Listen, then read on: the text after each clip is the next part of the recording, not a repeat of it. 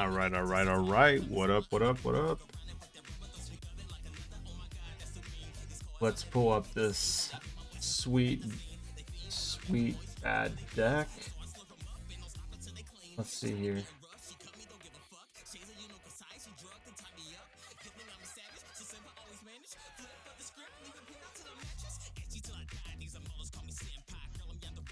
All right, let's pull this. Let's just pull this deck up really quick so I can take a look at it. There was a couple of things that I wanted to change about the original list. You guys didn't catch that stream. It was the I believe it was Monday or Tuesday stream. I can't remember. I think it might have been Tuesdays. Oh wait, no, it's Wednesday. Yeah, today's Wednesday. So it's definitely Monday. Monday stream. And we basically went 3-2 with this deck, but the games that we lost were like due to we lost 2 matches 2-1, and those the one of the matches that we lost were like on each were due to variance. So I feel like the deck has a ton of potential. I don't know if I got lucky. Obviously 4 matches is not really a big sample size. I do have to find something really quick. What did I name this thing? Yorion Friends. You can call this deck like 50 different things, and they would all be correct. Okay, so pull up Yorion Fires here. So let's get everything situated. There was a couple of cards that I wanted to change with the Wish sideboard. So let's go ahead and address that right now. So, let's see. So Supreme Verdict was one of those cards. We need to get a Supreme Verdict. And I debated putting one more land in this deck, but then like it's weird. Like I didn't have many issues most of the games that I played. But it's possible that we should be playing 29, maybe even 30 lands, because I do think that basically, like, I do think I should be playing like at least one more land. So, you know, I'm not quite sure what that land could be. It's possible that it should be like another interplanar beacon. Possible that I should be playing might get a few of these. Okay. So let's hold on, let's reset the league record here. Okay, because we're starting over. And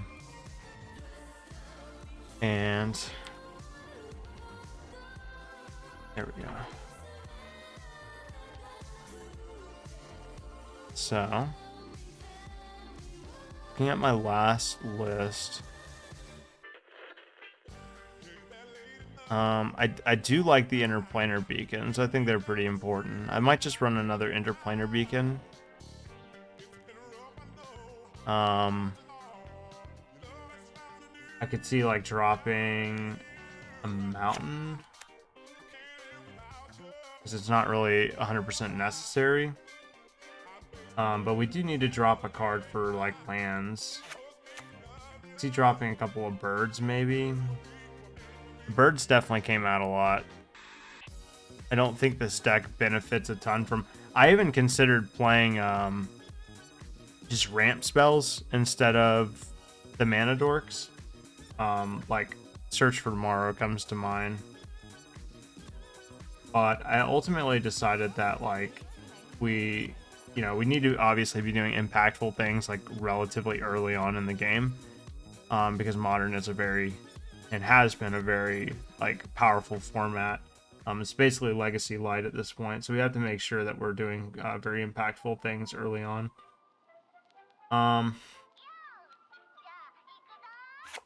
You know, I don't quite know how important all the prismatic endings are when we're playing, you know, a full set of Solitude and Fury.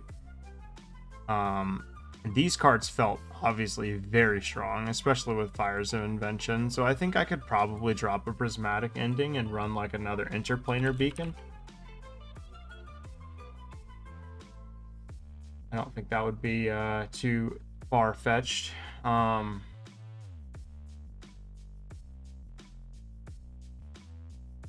That would put us at 29 lands. I'm comfortable with that. I don't want to make like any drastic moves or anything like that. This card felt like extremely good every time we cast it. It was almost worth like running another one on the sideboard. But that being said, I think all of these cards are good. I did question whether or not, you know, Grafdigger's Cage was worth it. Perhaps like a card like Tormod's Crypt would be better, because against Dredge, what we could do is we could just like wish on turn 2 or 3 and just cast a Tormod's Crypt. And that would be like pretty impactful, pretty relevant. Oh, the other card that I was considering not playing is Ruinous Ultimatum. Obviously, this card is very powerful. It allows you to come back from some pretty like crazy situations, and most importantly, it simply allows you to come back. But it is 7 mana, which is a lot, and we obviously can't tap for black in this deck unless we like, you know, specifically have either Birds of Paradise or name black with Utopia Sprawl. We have to have 7 lands in play in order to cast this card, so it's worse than it looks in this format. So I considered playing something else instead. I liked the idea of playing a Unburial Rites, because I was trying to think of a way to you know, come back into the game. I need a card basically to replace Ruinous Ultimatum, and what better way to come back into the game? Like, think about it in a late game sense. Like, we're behind, we need to come back. We have like a Yorion in the graveyard, maybe even like a Fury or something like that, and being able to cast Wish, cast this, bring back Yorion, blink a bunch of stuff, you know, and then be able to flash it back, I feel like it's huge. I might just go with that. I think there's circumstances where this is a very powerful play, and the fact that it puts it in the graveyard, you know, I considered playing a Eternal Witness in the sideboard. You know, there's a lot of different things you can do. This is obviously a blowout in the right scenario, but I just think it's just a little too it's a little too hard to cast. I think I'm gonna cut it. You know, and the other thing too is like we could pick up like we could put like a Nicol Bolas in the sideboard. Like I used to have that in my Pioneer deck, and that was really good if you wanted to kill a Planeswalker, but if you also wanted to have like onboard, you know, value for the later turns too. I considered having a Bring to Light in the sideboard, so that way we could get anything in our deck. It's kind of cool, but then the problem with that is you cast Wish, you cast Bring to Light, and it's not really that great. So we'll just have an Unburial Rites, and let me go ahead and get these cards so we can go ahead and get started. All right. But yeah, the certain cards have felt like very strong every single time I've cast them. Like Chandra has felt extremely strong. The whole Fires of Invention Wish combo has felt very strong. You know, there's certain cards that have just felt like okay, these things are like modern playable, you know what I'm saying? Let me get a Tormod's Crypt just in case. I may decide to run a Tormod's Crypt over this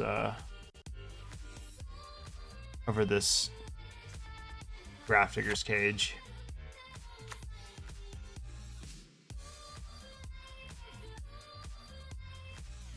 My whole thought process was like I need a graveyard hate spell that I can go and get. Obviously Ashiok kind of functions like a graveyard hate spell, but it's not like a static ability that, you know, I can stop Dredge from doing what they're doing. They could obviously hit a good Dredge and get a bunch of zombies into play. And then I would be forced to, you know, plus up Ashiok, but they would still have the zombies and stuff. So, like, there's ways around this or whatever. So I think what I'm going to do is I am going to go with a Tormod's Crypt in the sideboard over the Grafdigger's Cage. And I think we'll just roll with that.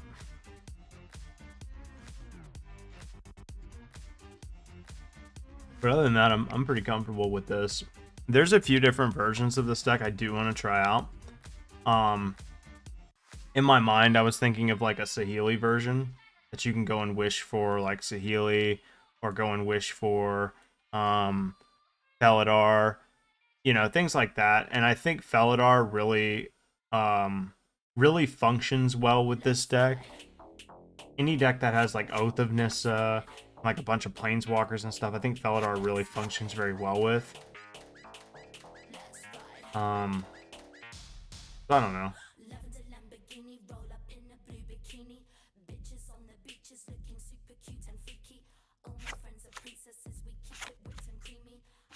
Maybe going down Birds of Paradise wouldn't be too bad. Birds gets like killed a lot.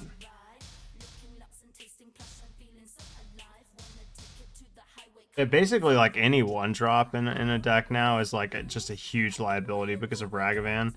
It's probably gonna get killed in most cases. And I did consider playing like more Narset and stuff, but I don't know. We'll try it again. I haven't had a ton of reps with this deck, so it's like possible that like maybe I got lucky, maybe I got unlucky. Like, who knows? You know, maybe the deck is exactly where it needs to be. I doubt it. But it definitely felt pretty powerful. And for once, I mean, I'm usually not very like delusional about my brews. It definitely felt like it had legs. You know, there's certain things where sometimes when you make a deck, you have to acknowledge like when you're just trying to play a pet card, right? We are playing a 5-color planeswalker. Well, it's really 4 colors, honestly. We're not really playing black, but we're playing let me pull it up here. We are playing this list right here. That's what we're doing. Something I brewed up. I really want to kind of try Fires of Invention and Wish in the format. Now, you already had this effect in Modern. I mean, you could play Glimmering Wish. You could play, like, Fae of Wishes or whatever. But, never did we have an effect that allowed us to get a monocolored or multicolored card or whatever. And it also functions well without Fires of Invention, right? It's not unplayable without Fires of Invention, where I feel like Glimmering Wish and stuff like that, like, kind of are. They're way more susceptible to hand hate. So that's what we're trying out. Last league we went, yeah, I like Fae of Wishes too. Last league we went 3-2, and we basically lost like 2 rounds to variance, essentially. Like, we went 2-1 in both of the rounds that we lost. Let me bring this down a little bit. Yikes! What the hell what are we doing? We went 2-1 in the rounds that we lost, and the games that we lost were like very, very variance. Like, basically didn't draw a land for quite a while. So, all right. So obviously we're gonna wait there. Let's go ahead and play the Stomping Grounds because we know we want to play the Wrenn and 6. The Oath of Nissa. We got a fetch land or a Fury here. I'll take the Fury. We have enough lands. We don't necessarily need fetch lands to get with Wrenn and 6 right now. And I don't want to exile the Wrenn and 6. I'll just wait. We'll do the Solitude.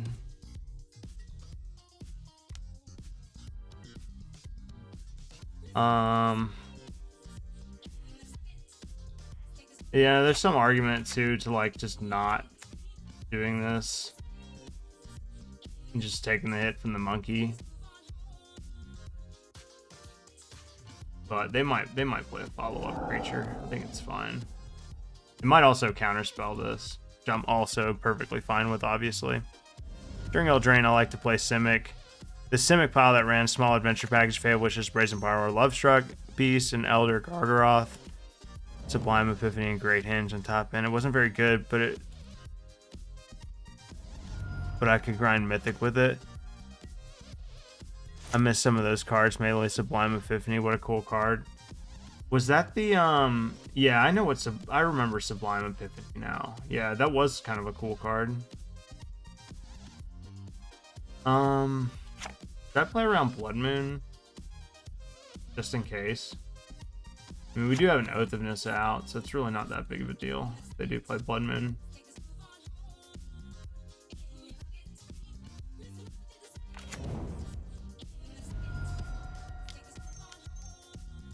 And by the way, that was why I used the Solitude line, because I kind of wanted them. I wanted to bait out a counterspell there, sort of. Like, get it out there. I'll probably kill Ren and 6 here. Yeah. So they did 2-for-1 me on the Solitude. 1-for-1 me on the Ren and 6. Alright, there's Ragavan again.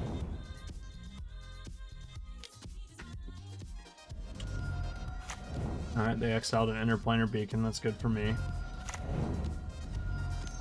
Copy a Gargaroth and clone it in with Chariot. Oh wow, that's some wild shit right there. Let's see. Yeah, I'll link you one of my decks that like kind of changed the Pioneer format. This was a while ago. But it really did reshape Pioneer, because at the time people were playing a lot of the white-black auras, and that deck really shook up the metagame, because it basically made white-black auras unplayable.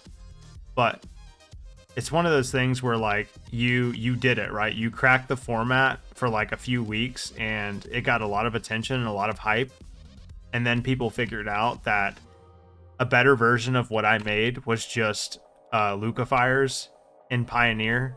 So I inadvertently ruined the format that I was escaping Standard for.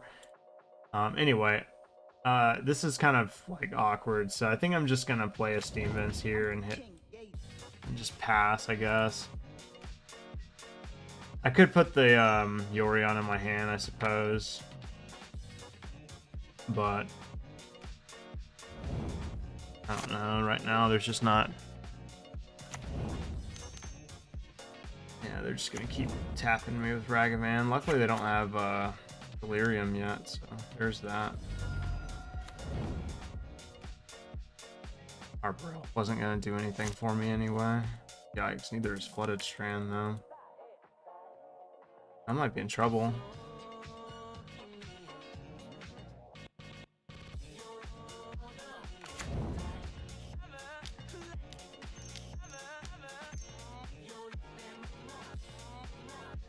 Getting a little flooded here, but what can you do, you know? Alright, there's Ragavan.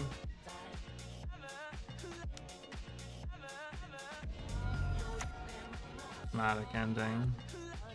Wonder if they'll cast it just to get rid of Oath of Nissa, but also to, you know, Dragon Rage Channeler. Up the top of their deck a little bit. The fact that they didn't cast it says a little bit about what their hand consists of.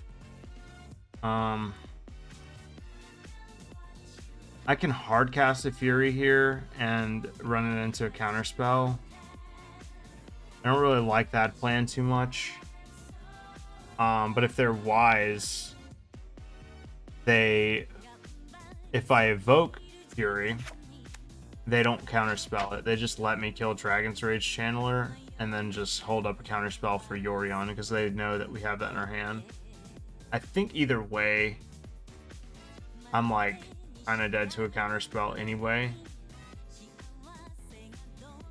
So like the more impactful play is just to play Yorion and try to dig for more things.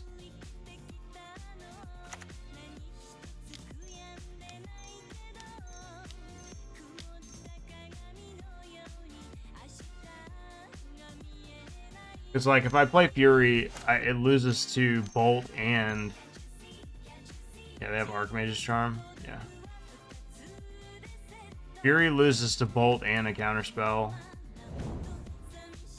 And they kept it on top. Probably dead here, right?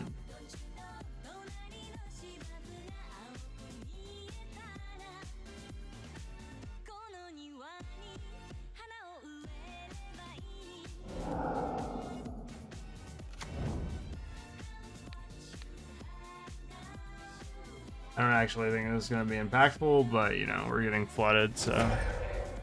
10 million planeswalkers. I've given up on Arena for now. I brewed a bit, nothing good. Just doing cute stuff, like giving Rolling Vortex lifelink. What is Rolling Vortex? Yeah, I feel like I've drafted that card before, and it's good.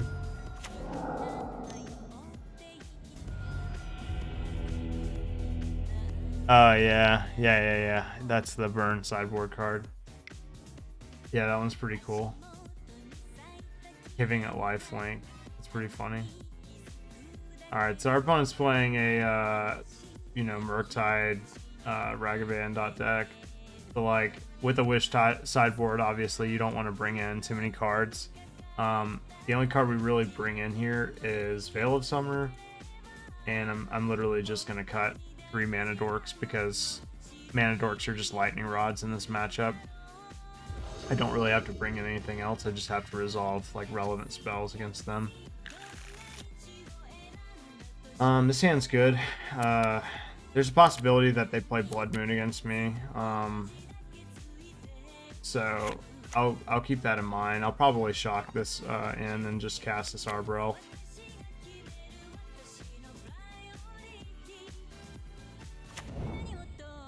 I do think the Arbor Elf is probably going to die though, so we'll see.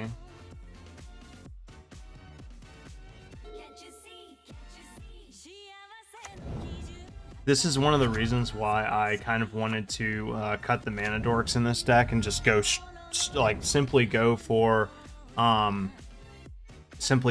like ramp, like Search for Tomorrow and stuff, because like the format is so, sorry guys, I don't know why it keeps moving up like that. The format is so like aware that Ragavan is such a good card that they're kind of like, there's just so much like efficient removal right now that I feel like cards like this just get so much worse. So I can either play Dovin here or Teferi. I've been prioritizing Dovin in these situations because it taxes their mana a lot and it makes it really hard for them to like go off, so to speak. I'm gonna play Dovin, and then next turn I can kind of also Teferi bounce Dragon Rage Channeler. Doesn't play around Ragavan.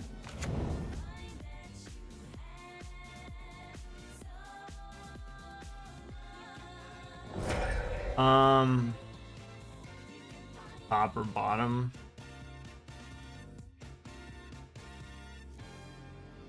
I guess I'll put it on top. I don't have any reason to not put it on top.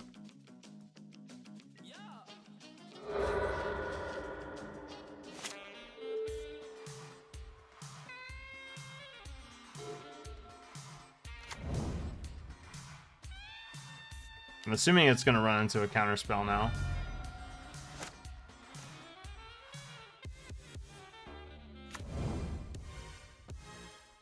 I could cast Wish, but there's nothing I can really wish for here that would be relevant.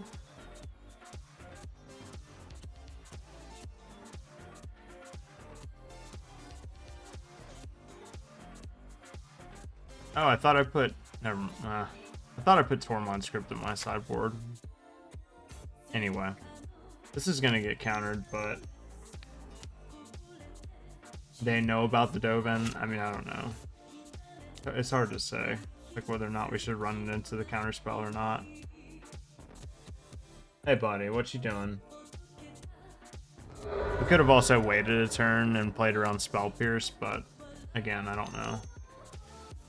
I assumed it was counterspell anyway.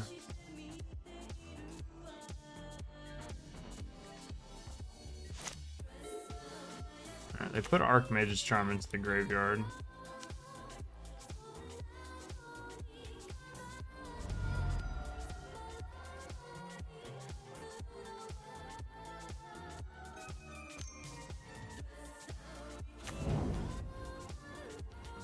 Seems like it's another counter spell.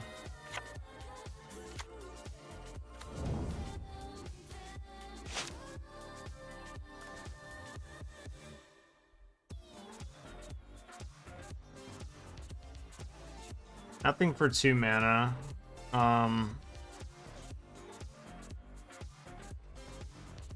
Next turn, so like Ensnaring Bridge is very good against them too. They don't typically play around it.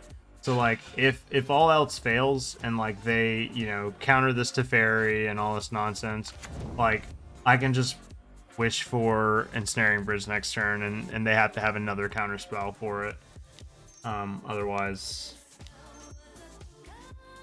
they're gonna have to figure out a way to get it off the battlefield. All right, they're considering, that's good for me. I do think I just bounce with the fairy, just save myself some damage here. Make them attack the fairy.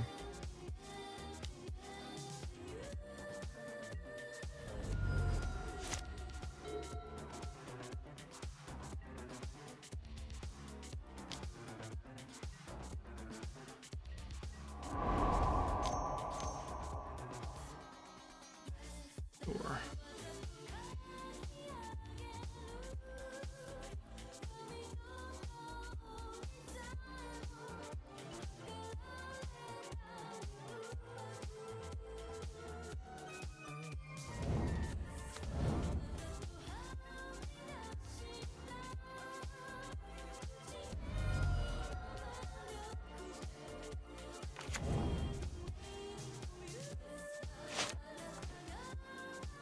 Another Arbor Elf. I could go and wish for Ensnaring Bridge this turn and cast it. I don't think that's necessarily a bad plan. I also don't mind just like playing Arbor Elf this turn and trying to do like Omnath stuff next turn.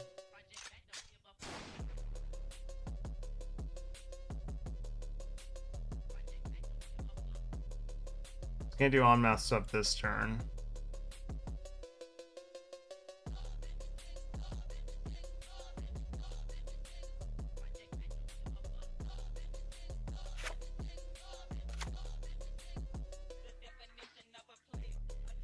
It's possible that I should use this turn to resolve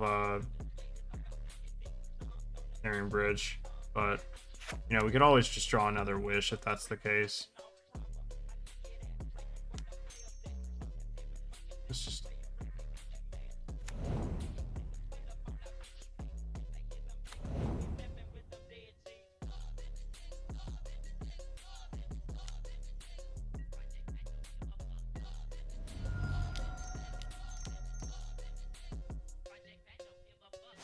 we know one of the cards in their hand is another Dragon's Rage Channeler.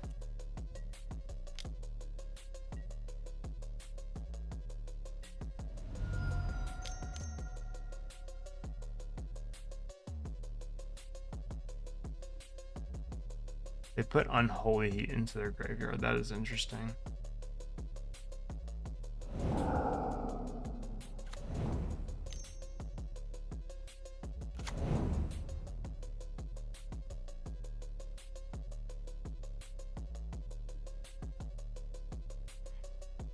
They don't want to put the card in their graveyard.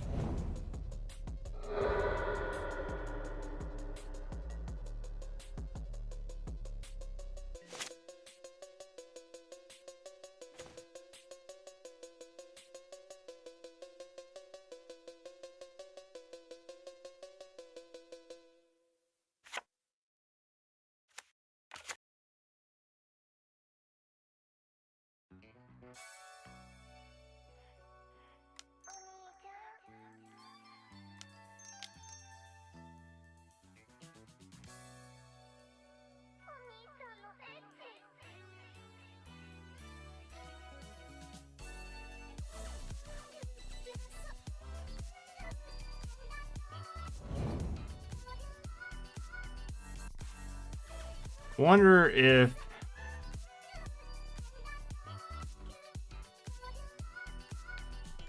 we'll see.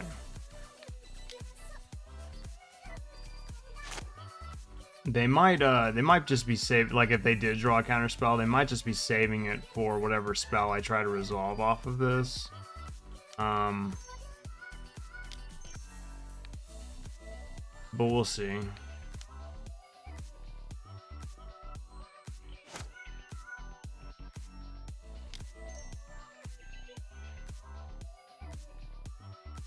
Yeah, unfortunately, this doesn't quite work out that well for me, but we'll see.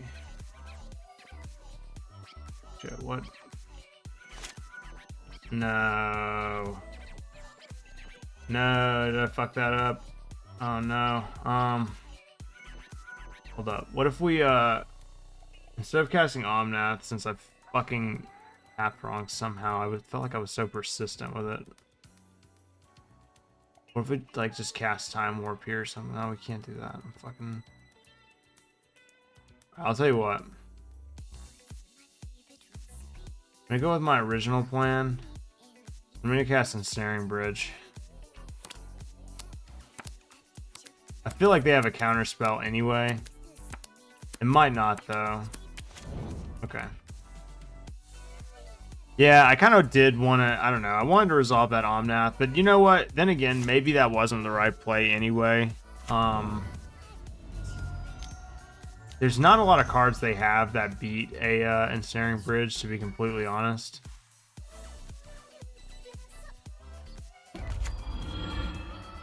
But yeah, I totally meant to cast the Omnath, like full disclosure. They have to find like a Brazen Borrower or something, basically.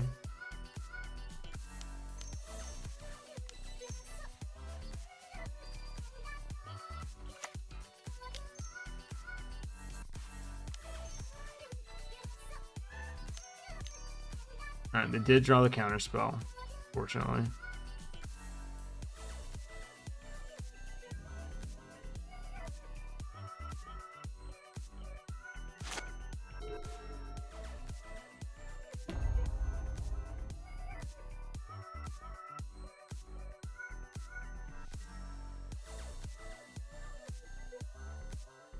Does it not tell me if they used it or not? Why doesn't Moto tell you?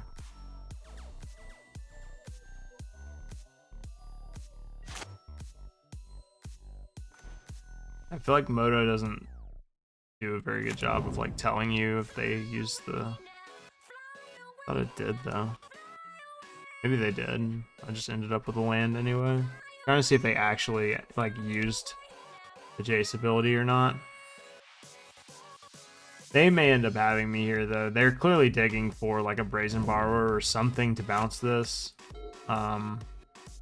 They could also like just ultimate a Jace if I don't deal with it. But we'll see.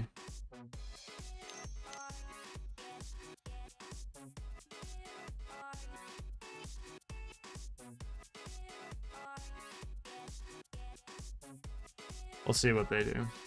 They're clearly digging for an answer, though.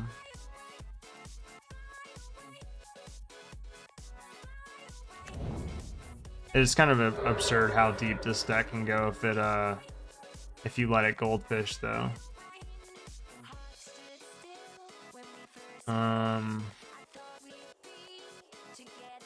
Yeah, we'll go ahead and fetch, I suppose. Conceal the information a little bit.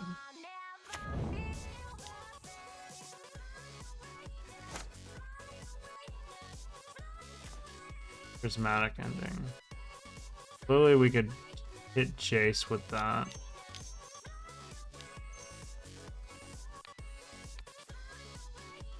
Now whether or not it resolves, we'll see.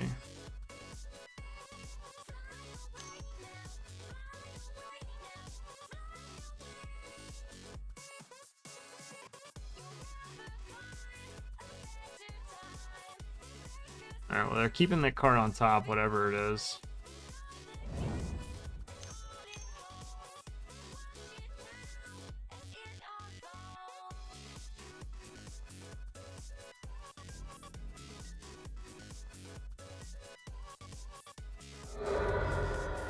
And they fetch and failed to find. Awesome.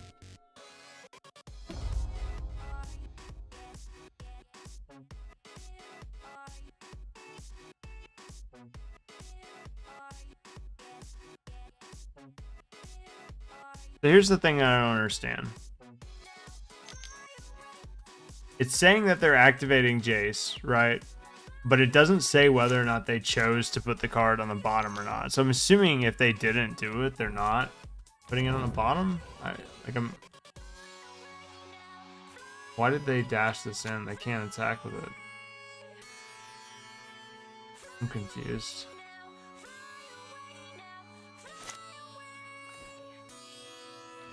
For all I know, they don't even have an answer for fucking Ensnaring Bridge outside of just ultimating Jace.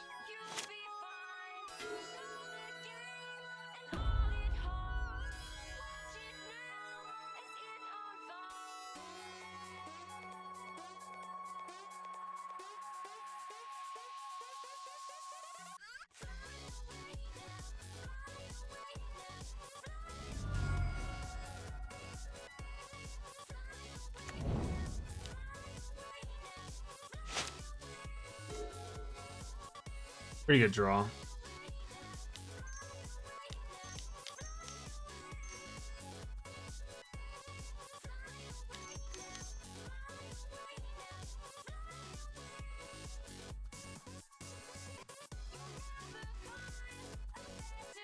Obviously, we're gonna pay here.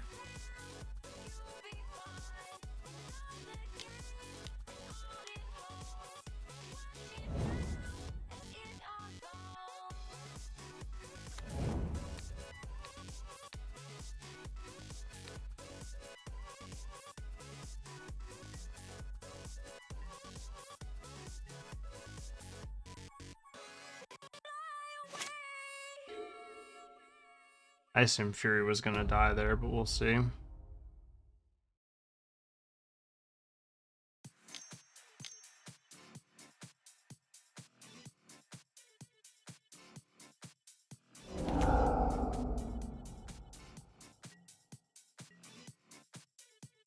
I don't really want to go down to 6, so I'm just not gonna fetch.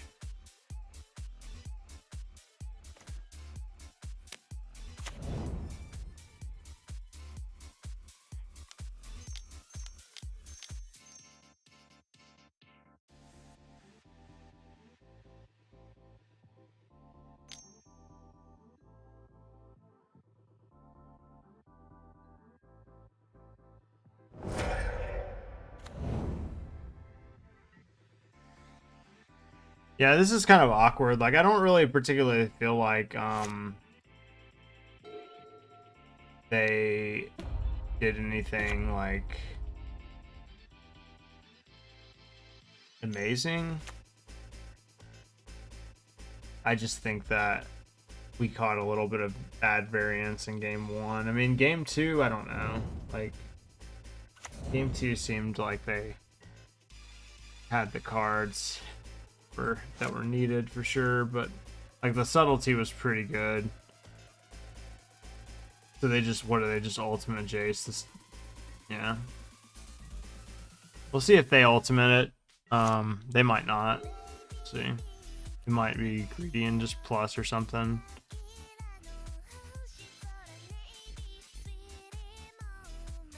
If they ultimate though, obviously it gets an automatic concession from me because I don't really have anything to answer that with. Yeah. All right, well, game 1 was pretty much a bust when we drew like way too many lands, but I have played that matchup. I played it in our last league and we won pretty handily, like very handily against it was Demonic Tutors actually that we got matched up against. So it was like literally the modern trophy leader. And we won like very handily. But you know, I mean, that's not to say like definitively that this matchup was good or anything like that. I just think that it's a little play draw dependent, and I think that they kind of just had what they needed. Like resolving a Dovin, I think in that game would have been a game winner. Without the subtlety, I think they probably would have been in a really, really rough spot because they don't. The thing is, their deck can't really function with like a Thalia effect on the battlefield. Alright, well, there's no lands in our hand, obviously, so we have to mulligan this one. Good hand, though. Let me move this over to the side, because it's getting in my way. I don't even know why it's over there.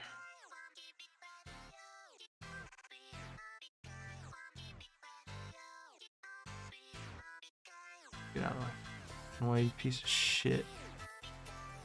God, I swear Windows just does everything they can to make shit worse and worse. I remember when like Vista came out from like XP and everybody was fucking pissed off because it was so much worse than XP. I mean, this hand's not great. It is not great. They didn't reveal anything.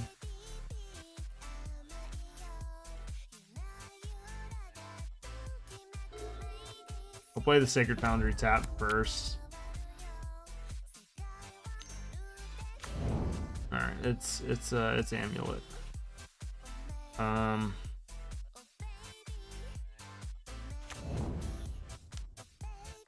we have kind of a slow hand against them, which is not really where you want to be.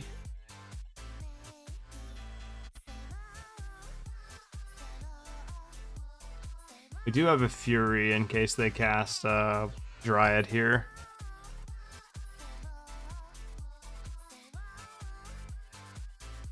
I went from XP to 7, then 7 to 10. XP, what do you mean?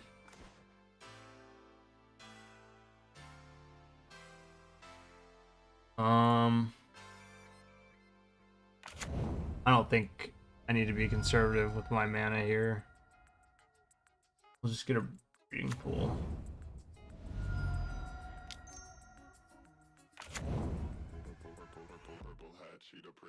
I got a Dovin.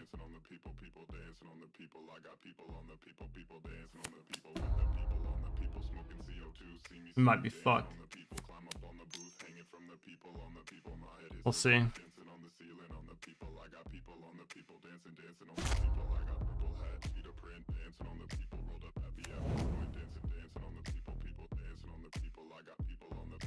It's enough for a prime time.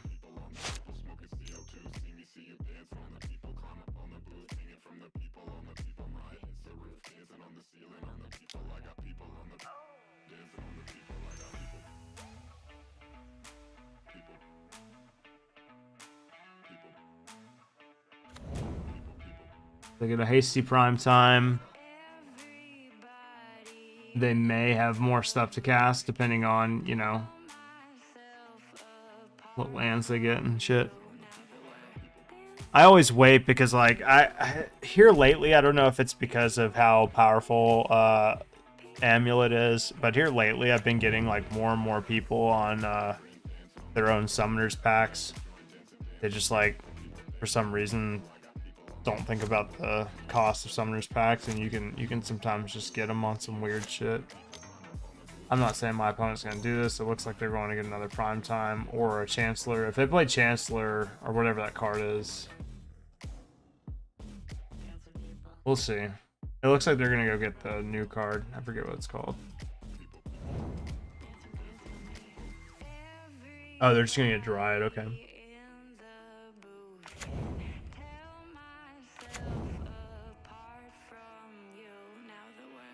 Now I wonder if this means another Primeval Titan.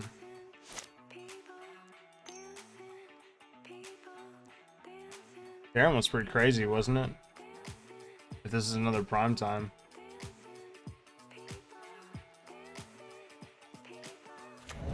Wow.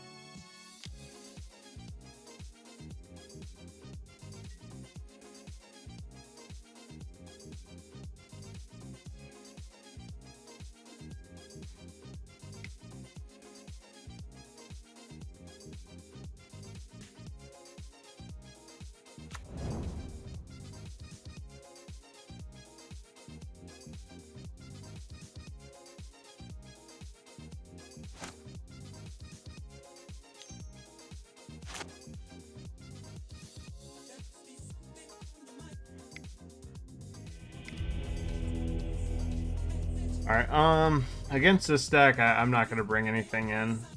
Veil of Summer isn't really relevant against them, and, like, yeah, I mean, I know, now knowing, like, what I'm playing against, I know what hands are keepable and what hands aren't. I've spent quite a bit of time playing Amulet. I've spent quite a bit of time playing pretty much every Primeval Titan deck you can imagine in Modern.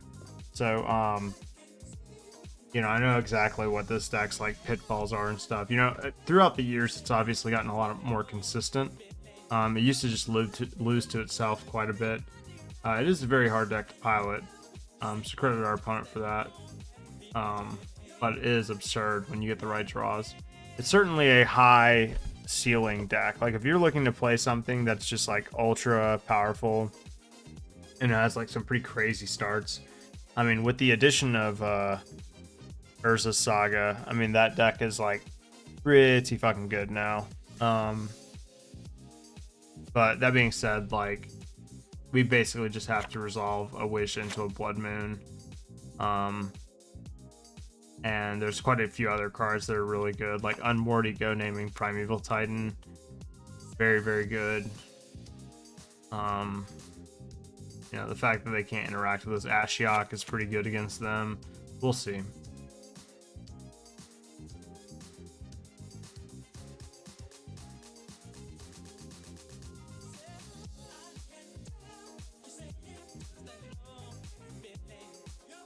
But yeah, I do want to start working on another edition of this deck, and I want to make it like more ramp, and possibly I was considering turning it into a combo deck. I was considering turning it into like Saheeli.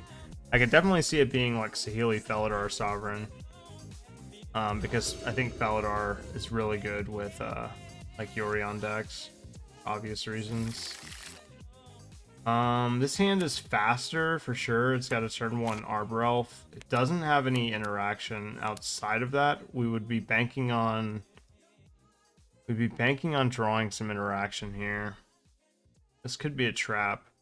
Fires of Invention is obviously pretty appealing, but with only 3 lands out, not that relevant. I mean, we do have a Teferi to bounce stuff if we get that far. I'll keep it because it does have a mana dork in it, and we do need to be pretty fast. But obviously, like, pretty important that we draw something more relevant than what we have currently. Chandra is not a card that I want to see in my opener. Let's hope that we draw a little bit better than what we're seeing here.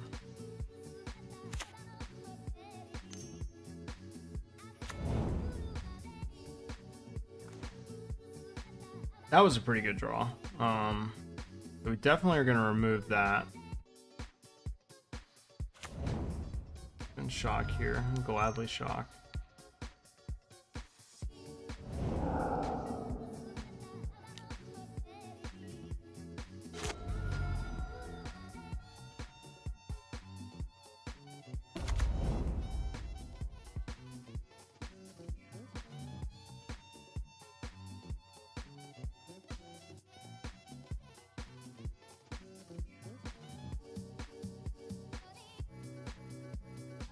Yeah, the prismatic ending was a very clutch draw.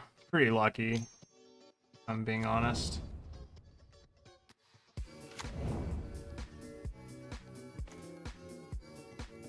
Alright,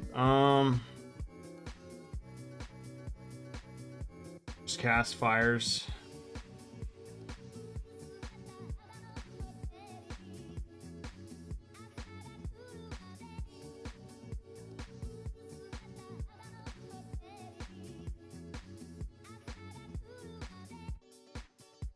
Cast fires of invention, and then like next turn we can decide if we want to cast Teferi. We might get lucky and draw a Wish. Wish would be pretty lights out, I think. But we'll see.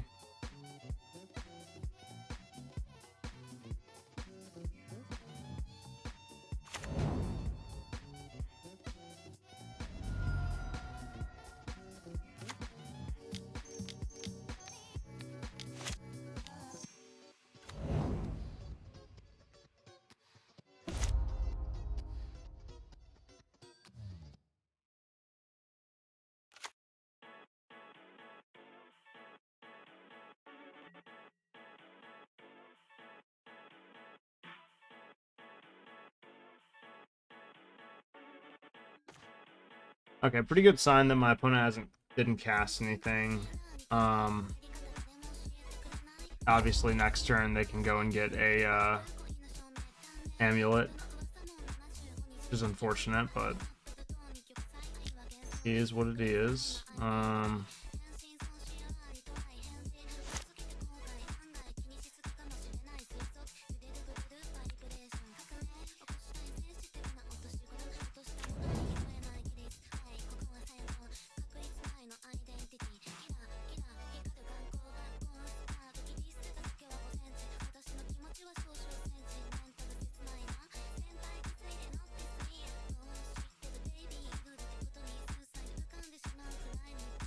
We could cast Chandra this turn.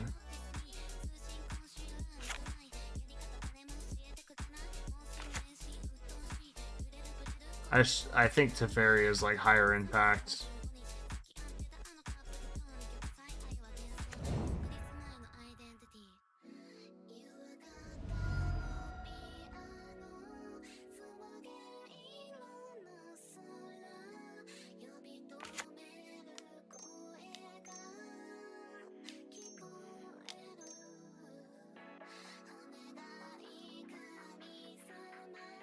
Oh, what am I doing? Clicking the wrong damn thing. There we go.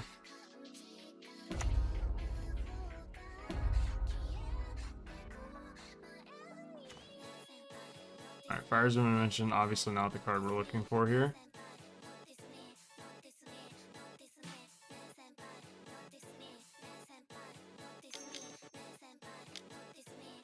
Yep.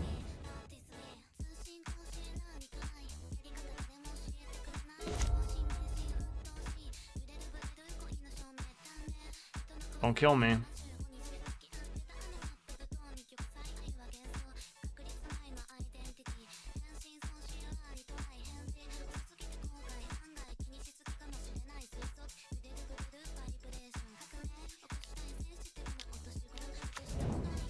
Alright, that's good. That's good.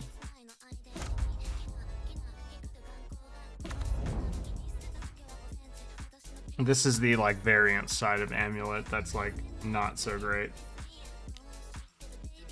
I'll gladly take that.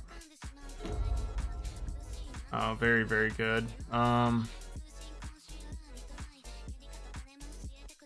So we plus here. Draw. I'm pretty certain I'm just gonna get Blood Moon.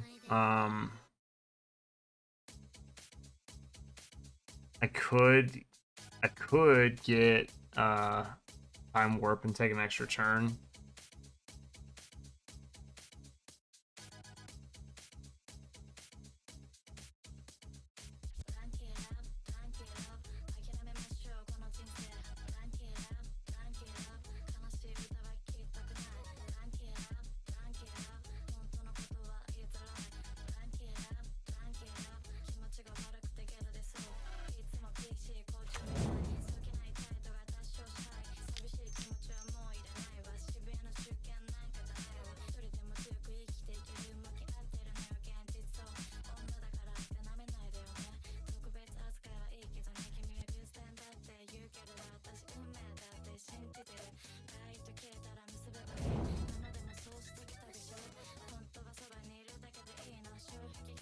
Let's cast Yori on this turn.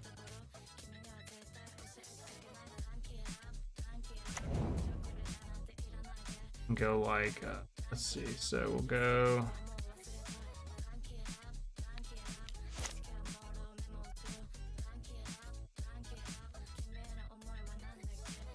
there, and then we'll go ahead and cast Blood Moon. They lose the Saga.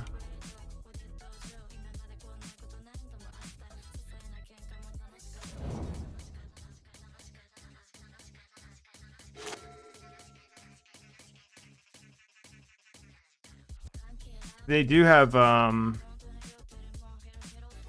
green screen doing work. Appreciate it. Yeah, it is doing work. It is doing work for sure. Outland Liberate. Oh, that's the okay, yeah. That makes sense. But do they even have the lands to pay for? Okay, yeah, they do. I was about to say, do they even have the lands to pay for?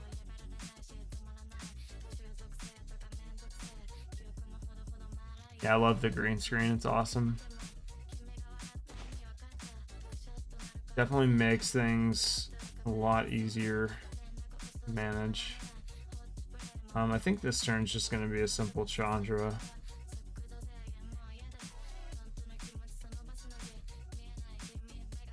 Draw a card first. See what our options are. Okay. Well, we know that they have to kill Blood Moon this turn. They don't have a choice because they have to pay for Summoner's Pact. Let's just play the land. I'm gonna play Chandra here. And I'm gonna -3.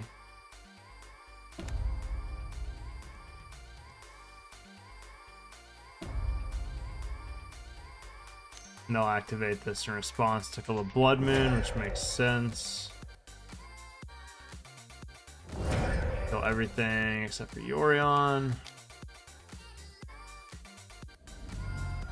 And then, do I want to cast another Fires of Invention? Not really. At this point in the game, I think it's not necessary. So we'll just pass the turn back. All right, they have to pay for Pact.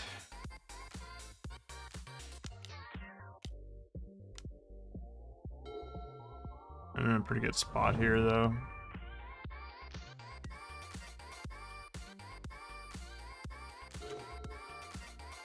Copious Brawl is not what the doctor ordered.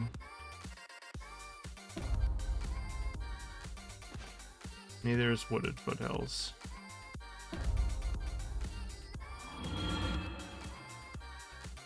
Alright, well, hopefully I'm not just gonna die. I considered minusing to Fairy there. You know, I don't know if it's the best play or not.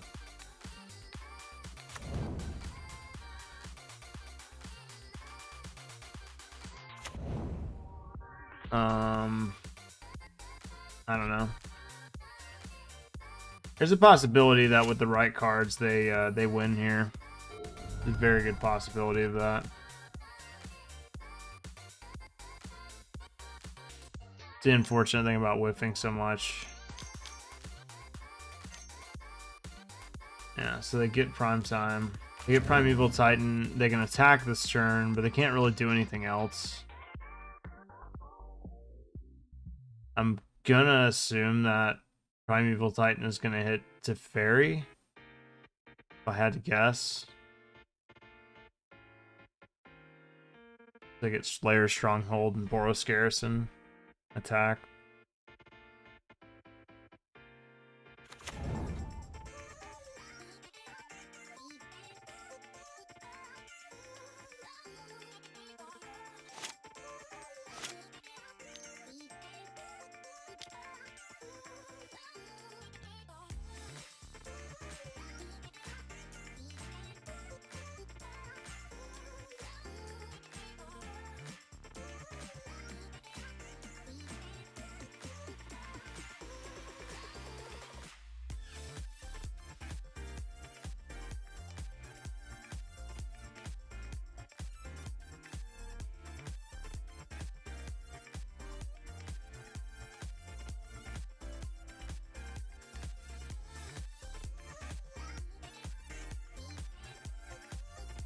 Can't tell if they're attacking me here or not. Double Simic Growth Chamber. An interesting one. So they just bounce it to Forest. So they're just trying to like get as much mana as possible next turn. Okay, they do. They are attacking Teferi. Okay. Teferi's down. And transmuting for Pact of Negation or Pact of Summoners. Okay.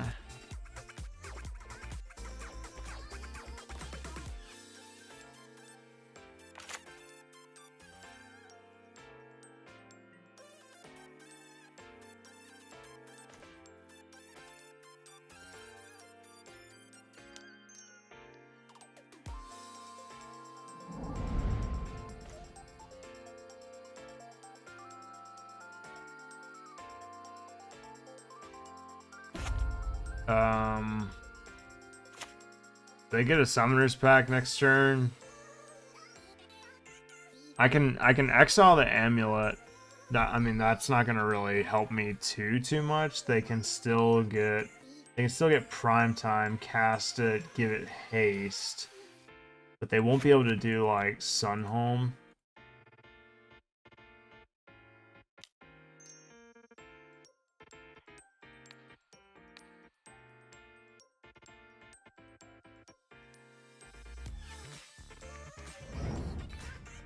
Let's go cast off of Fires of Adventure, and then we're gonna -2.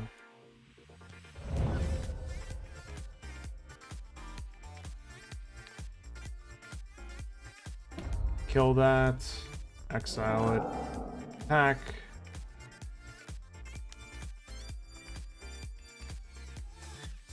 Alright.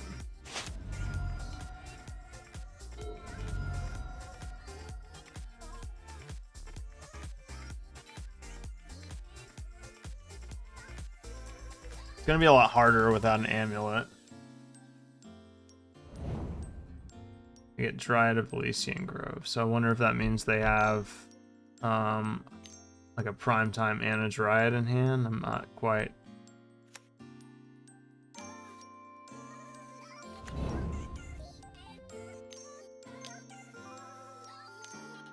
Yeah, if they have Primetime and Dryad, I mean, there's not really too much I can do about that. So they go and get what, like double. Yeah, so they just win, right? Because they had both, essentially. Yeah, that's unfortunate. Definitely had a lot of opportunities to put that game away. I don't know if like I was supposed to fetch and like thin my deck there or what. And it's certainly performing worse this time around than it was yesterday. Yesterday we had some really good games and we almost 5-0'd. It's like this league is definitely not starting off the way I want it to. I certainly feel like that game was definitely winnable. It kind of got away from us when we whiffed so many times after getting the Fire Sim Invention. So I don't know. I'm not necessarily attributing that so much to the deck. I think it's still important to test it. I also want to point out that we've been on the draw for every match that we've played, which yesterday I was on the draw for like every match that I played as well. It's just one of those unfortunate things. I don't know if you guys have ever like been playing Magic and like you play Magic for like a few weeks and it feels like you have been on the draw for like every single match for like weeks. But that's kind of like how I'm feeling right now. Alright, we're playing against a Lurrus deck. We have a pretty good hand. We're definitely going to keep this one. Well, we'll see how it goes. Lurrus decks are really the targets of opportunity, I feel like, that I'm trying to focus in on with this. But I also think this deck has, I mean, it just has legs in general, but like I think this deck also has game against like the blue-red deck and other stuff as well. Alright, so it's hammer time, I think. Yeah, it looks like it. They mulled pretty low, so interesting. Okay, well,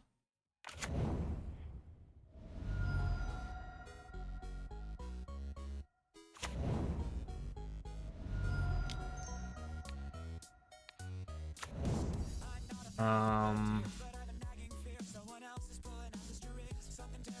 white, I guess.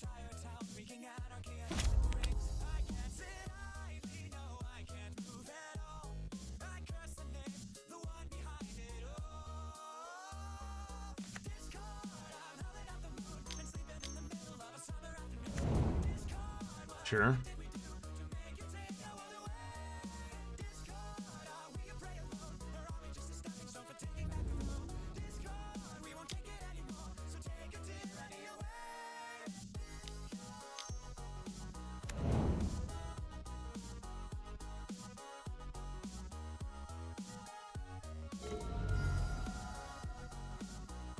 Would have been a decent draw last turn, but that's okay.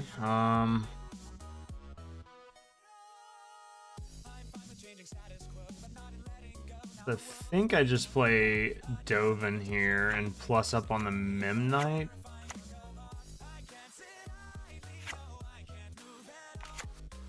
And then once they equip the Stoneforge Mystic, just Solitude it with Teferi.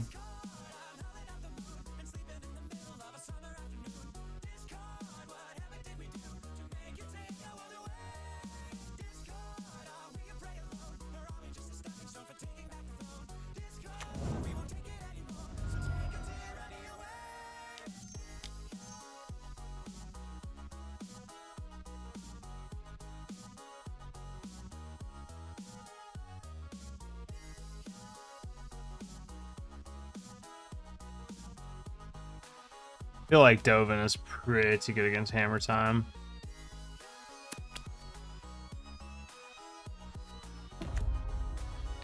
And the mana constraint is like pretty real.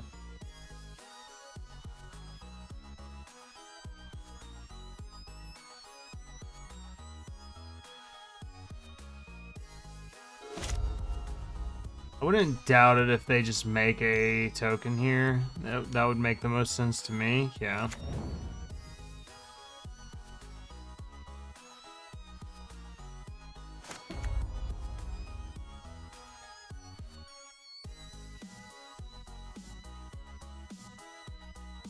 I think I'm just going to go ahead and Solitude now. We're not out of the woods though, like we might actually be screwed because like I basically have to hit something here.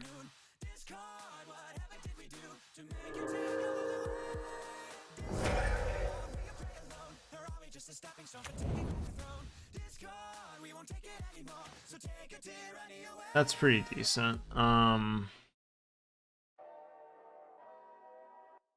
Well, it actually isn't enough because we can't kill the construct token.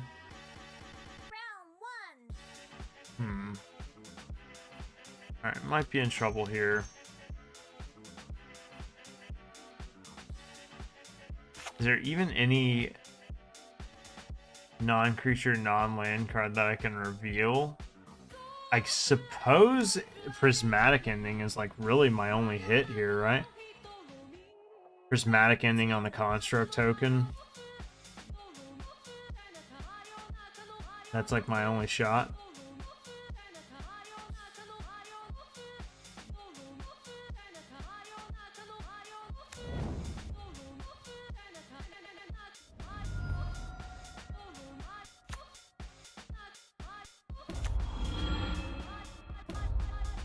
Oh my lord, oh my god.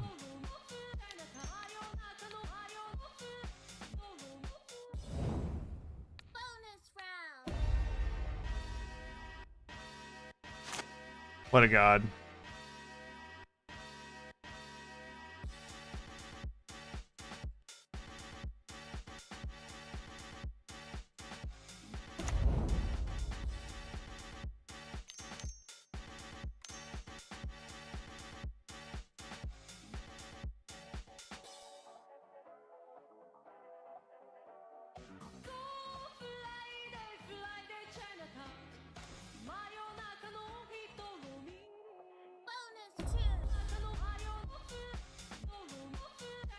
We're gonna get Wish. We can't. We can cast them for 2 mana.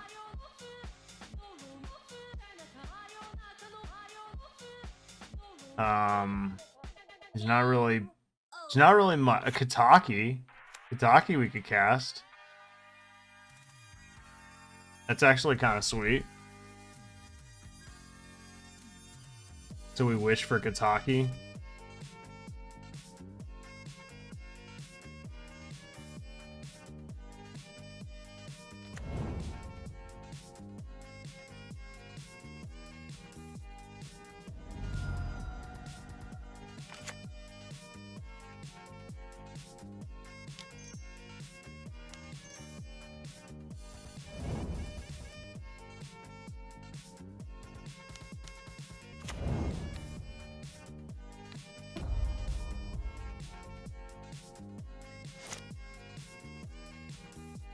Go ahead.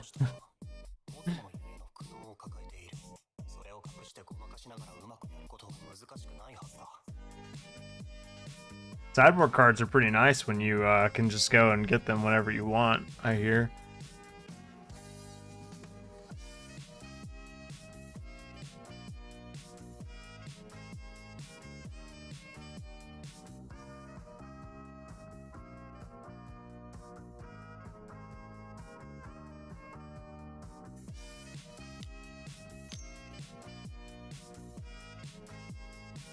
Honestly, I think like the only thing you really keep here, yeah, you definitely don't keep that hammer. I think you have to. Oh, oof. I figure you keep that one, but maybe I guess not with the Lurrus in their hand. They just like probably play Lurrus and then cast like well, they can't even play Lurrus, right?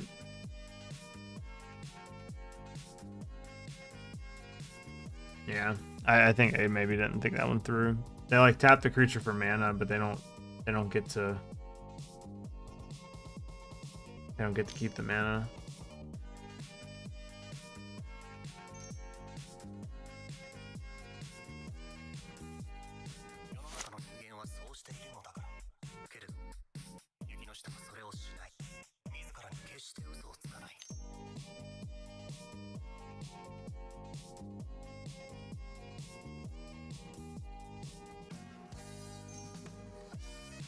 What are they trying to cast here? Are they trying to cast Lurrus? They don't have double white.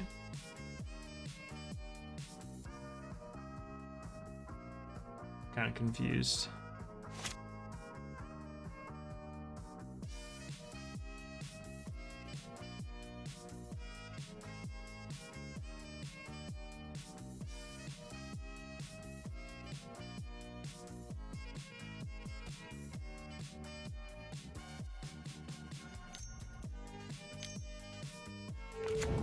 Alright, that's for Sentinel.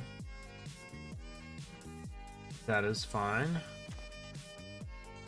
I'd probably just kill Esper Sentinel, right? Just cast the Fury here.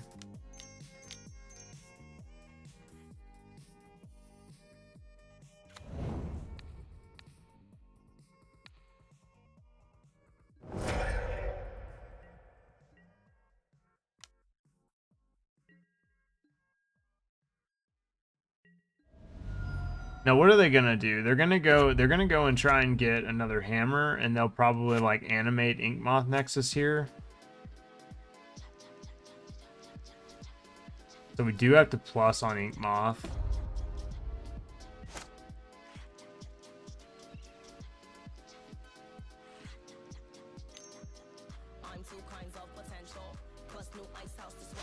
Because we don't want to get got by infect damage.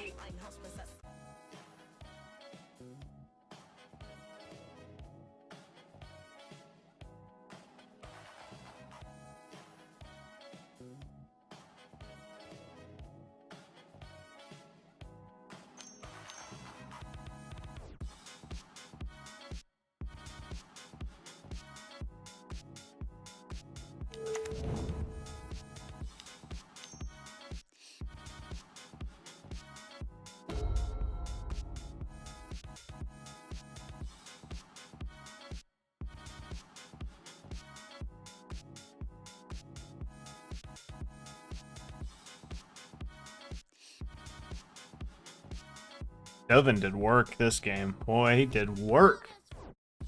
Only reason why I'm alive right now. Well, that and, you know, Wish for Kataki, but it's nice being able to play your sideboard cards game 1. We hadn't got Mem Knight of all things. That is very interesting. Why did they go and get Mem Knight? That doesn't make much sense to me.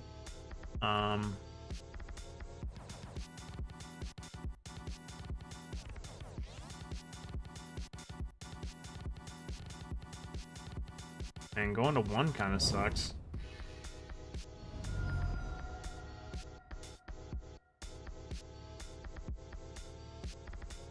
Who needs life?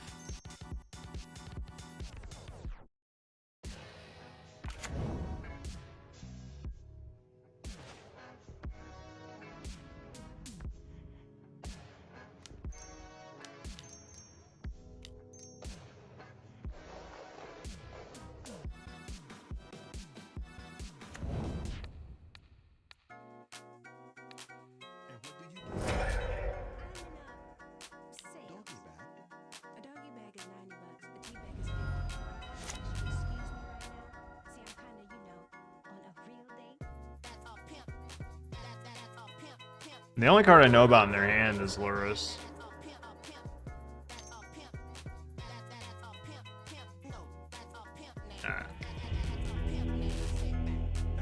Yeah, against this deck, I don't really feel like I bring in anything. I mean, they do bring in some Thoughtseizes, but it's not enough for me to, like, consider, you know, bringing in Veil of Summer. I think I just, like, stick to the plan. You know, I got a little lucky. They mulled pretty low game 1. And I think drawing the Wish for, like, Kataki was pretty good. Hey, my boy. Hey, my handsome boy.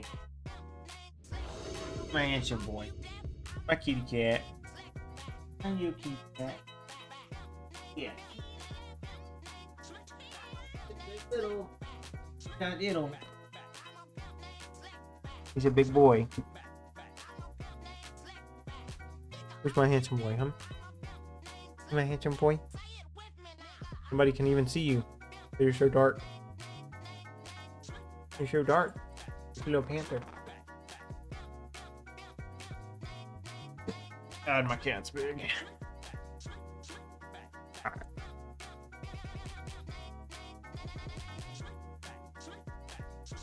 Alright. This one's got Fury. It's got Solitude. It's got Ramp. Got a Fires. That's pretty decent. Yep. Ren 6 is a pretty good draw. Probably like Misty. Could Misty for green, name like a forest named Red with a Utopia Sprawl.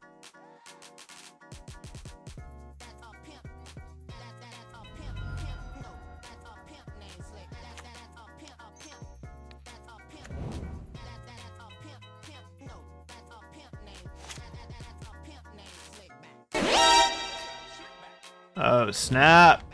Glassjaw with the raid. Appreciate it, my dude. What's up, Glassjaw? I appreciate it. Thank you so much. Welcome, everyone. Welcome in. We are playing some Yorion Fires. Yorion Fires in Modern. Currently 0-2. Probably improving to 1-2. We did a lot better yesterday, but today we're not doing so hot. So hoping to improve the record here. Looks like our only play here. Sweet prize I won. Thank you so much for the follow. Thank you guys so much for the follows. I appreciate it. No, I don't care. You guys, I hopefully I'm pronouncing that correctly. I'm terrible with pronunciations, so forgive me. Let's go ahead and plus up here. Hopefully I'm not gonna die anytime soon. But we do have some answers here for any creatures that they play. Interesting. So they just passed the turn. If that's the case, then we're just going to go and get a land. Probably land. I I can actually resolve a fires here. If I wanted to. But here's the thing. If I resolve those emotes, if I resolve a fires, then I can't instant speed the solitude. So I do have to keep that in mind. So I think maybe it's just better to resolve a Jace in all honesty. And brainstorm with the Jace.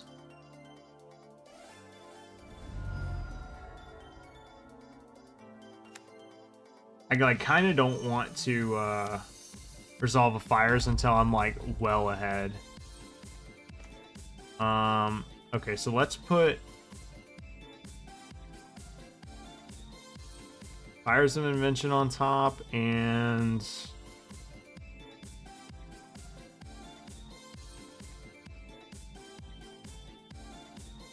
let's put Fires and Oath, because we don't necessarily want the second Fires of Invention. One is enough. And we have Solitude up, just in case things get hairy. You're still Paladin. Okay.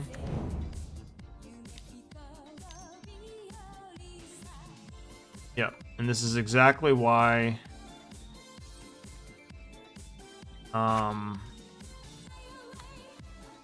you can draw.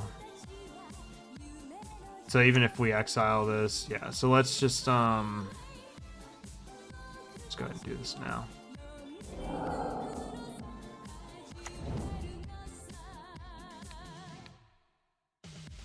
And maybe we wait, I don't know. Maybe we wait until they attack so that way they don't get a Spring Leaf Drum activation, but they didn't do it anyway, so it's fine. Alright, so they equip here, that's fine. We can actually bounce this if we really wanted to.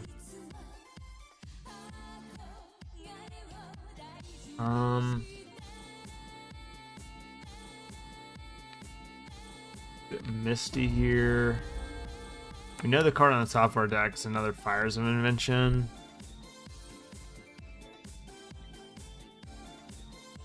So I think I'm just gonna bounce the Pure Steel Paladin, but we'll see. I'll play the I'll play like Narset or something first.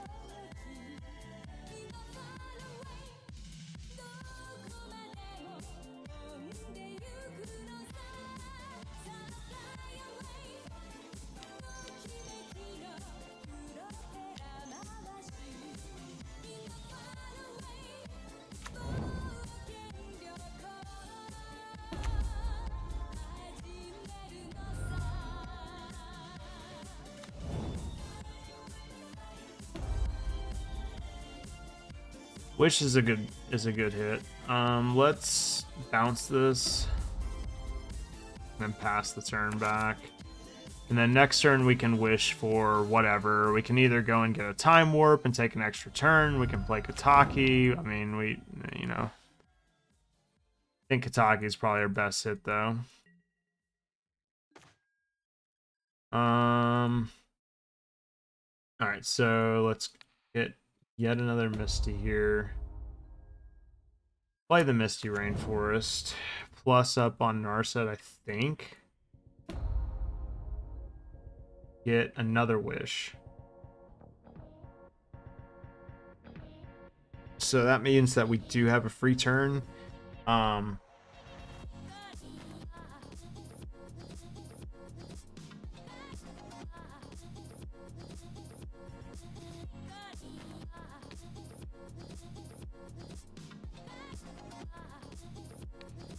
Bounce this.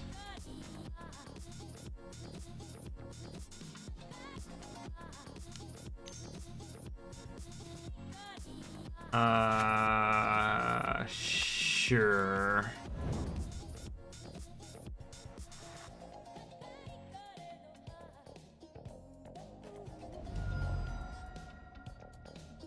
Grand scheme of things, it doesn't really matter too much. So this turn I'm gonna cast Wish. I'm gonna get an extra turn here, and then we're just gonna keep getting tons and tons and tons of value. Really appreciate it with the raid there, Glassjaw. So thank you so much. It's been man, it's just been one of those like months or whatever. I don't know if it's like the holidays or what. You know, when you start to like get closer and closer to like you know, like Christmas or whatever time frame and like New Year's and stuff, you start to get a little burnt out. But sometimes it be like that. And I know you understand. No, so let's go ahead and cast the wish. We are going to cast Time Warp. Target ourselves. We're gonna get Yorion, put it in our hand.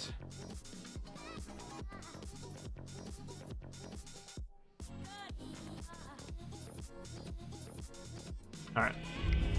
Opponent's seen enough. Very polarizing matchups. I guess either we 0-2 or we 2-0. But yesterday that was not the case. Alright, we're 1-2. This is how we started off yesterday, too. I started off yesterday. I lost my first 2 matches. They were very, very, very close. Not like today. And then we proceeded to win our next 3. So, I don't know. Like, I still think that the deck is good. I still think that the deck has legs for sure. With that being said, I definitely think that there could be... some work done to it. And, you know, I really debate if a package like this is worth it versus, like, just going, like, straight Beladar Saheeli. Or, alternatively, instead of playing, like, Birds of Paradise and Arbor Elf, also considered playing Search for Tomorrow and like explore and stuff, because mana dorks are just so bad right now, so bad, with the prevalence of Ragavan in the format. Everybody has 1 mana removal, or you know, they have Solitudes, or they have Furies, or whatever. So like now more than ever, mana dorks are just bad. They're just collateral damage due to Ragavan being so good. So, I'm considering going without the mana dorks. Whenever I bring in my Veil of Summers, that's the first card that I take out. I take out Birds of Paradise and an Arbor Elf. The rest of the sideboard I don't really bring in, because we're playing a Wish deck, obviously. Alright.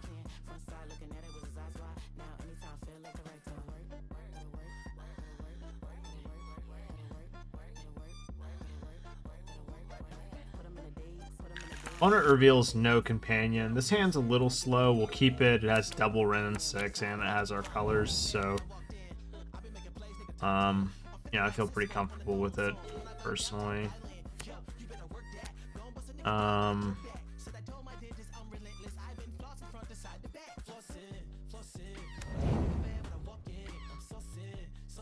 let's pass here.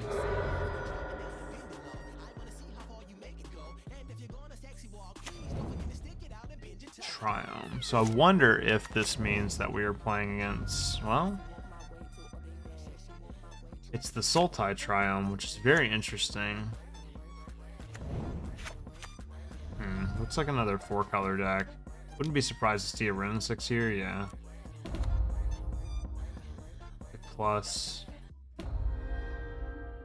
we can kill their Wrenn 6 with our Fury, and the same thing is probably going to happen to us. It's kind of funny. We're sort of mirroring each other's lines here. Away.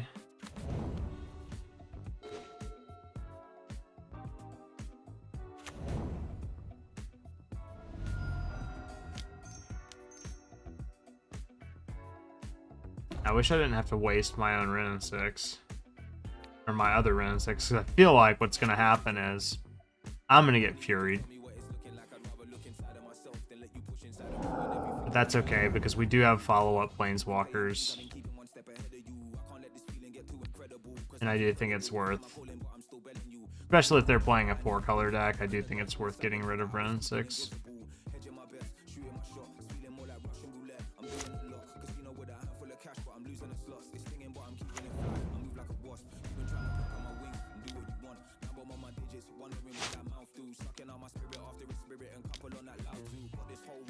Oh, it's rhinos.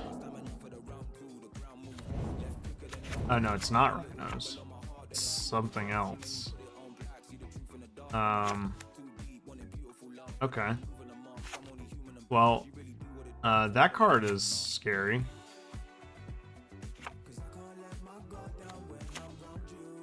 I can plus on Dovin targeting that card.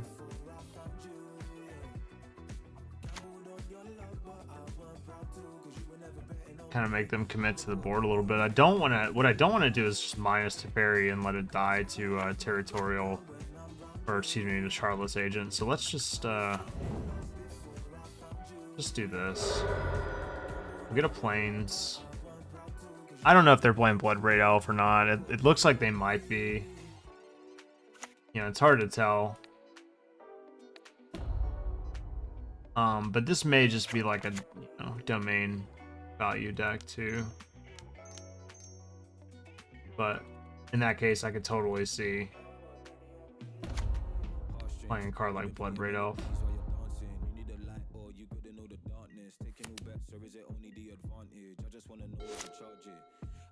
At least this will tax their mana a little bit. Always sort of stabilize.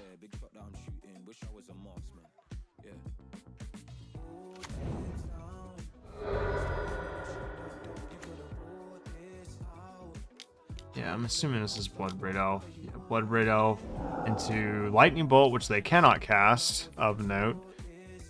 But they do get to either kill Renin 6 or Dovin. Which is unfortunate.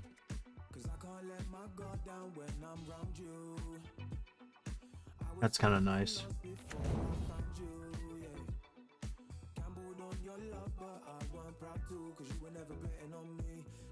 Yeah, I was gonna say, I just assume they're gonna attack with this anyway. Both coming at Renin 6. It's fine. Ren got some pretty good value there.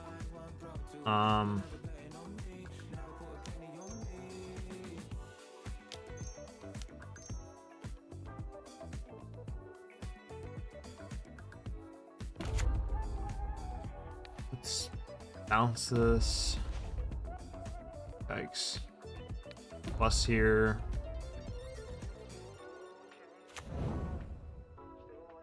And pass. Looks like we're getting a little flooded.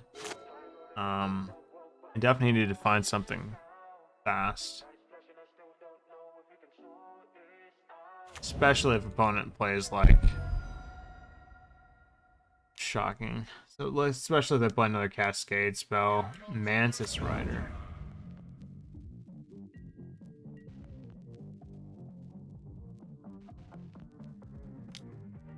I'm actually pretty surprised about that. They're really in on the whole 5-color thing.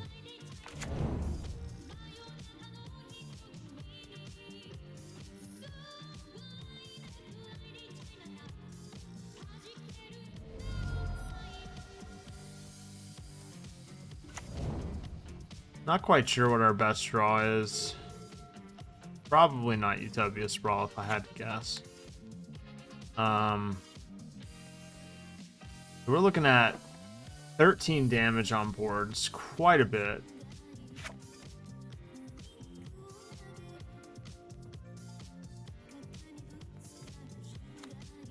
$13 damage on board.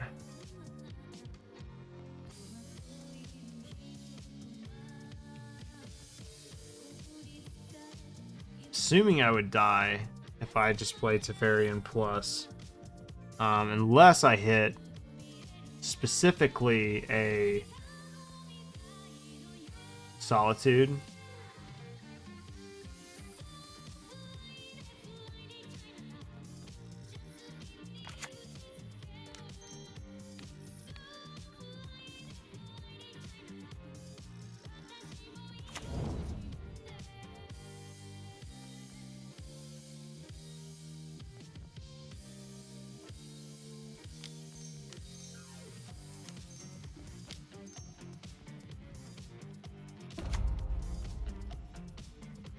if I survive for a turn and I draw a wish, then I can blow them out with a Supreme Verdict.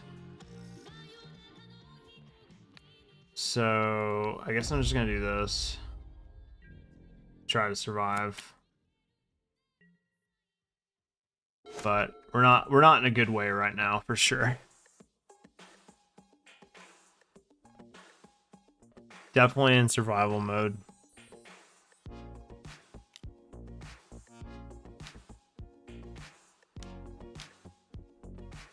Another Bloodbraid Elf. Lightning Bolt. Gold to Fairy. Wait, 3, 6, 9, 11. Oh, well, they could have put us to 1, but I guess it didn't really matter. Killing its Fairy makes sense. Although they could have lightning bolt us, and then they probably just have us dead, right? I don't know. They don't. Okay. Damn, Wish would have been pretty fucking good there. If we would have drawn Wish, we would have been able to Supreme Verdict them. That would have been pretty strong. That's unfortunate. Guess let's pass this and see what we get.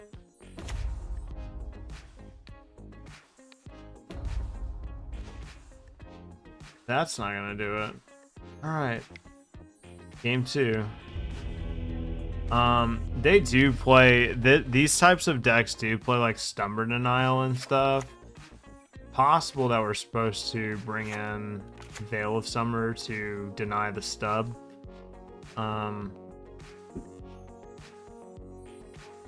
Yeah, it's hard to say. I think I can probably afford to bring in like 2.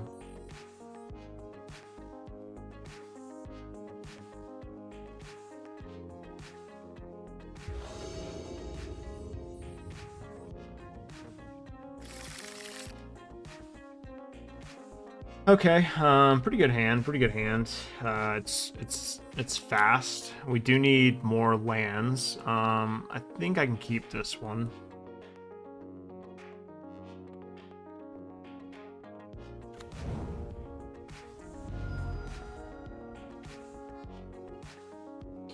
So I think I just get a breeding pool here, shock, and then Utopia Sprawl for blue. The problem is if we draw a like Teferi or something, it's gonna feel bad, but I'm just gonna play with what's in my hand as of right now.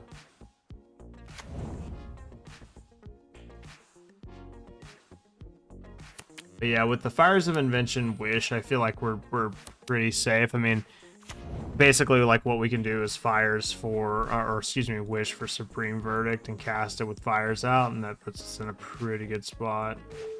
Alright, there's Dovin. That's a pretty good draw, I think.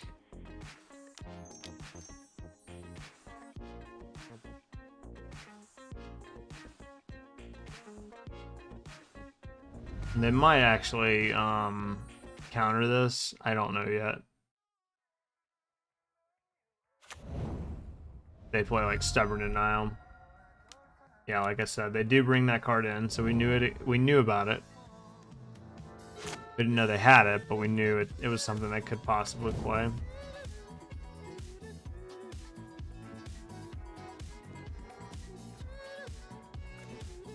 Land's good.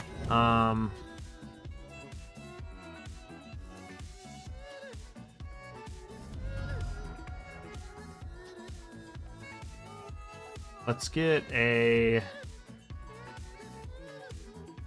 forest here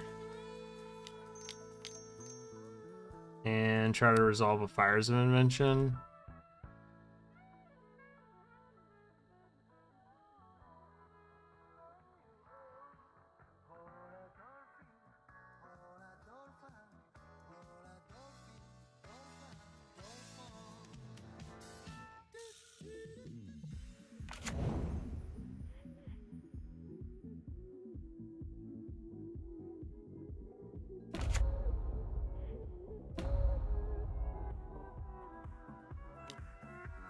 That's fine.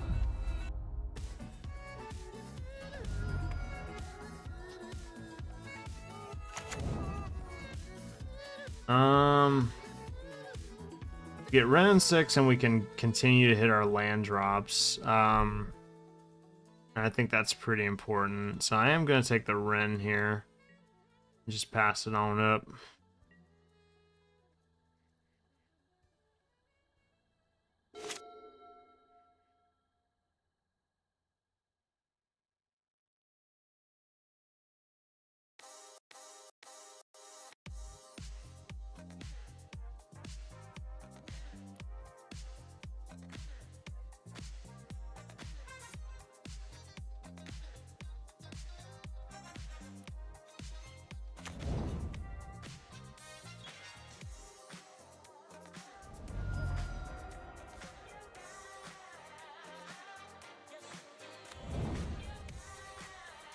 Anything we would wish for like next turn.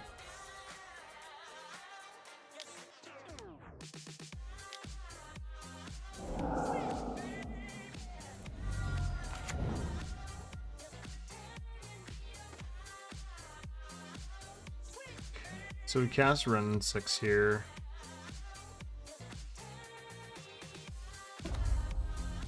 We plus and get back the Misty Rainforest.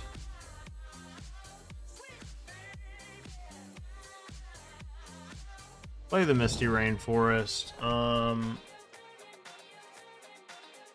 can cast a fairy minus, but I don't really want to do that.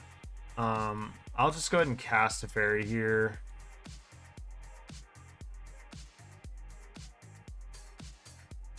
And just plus.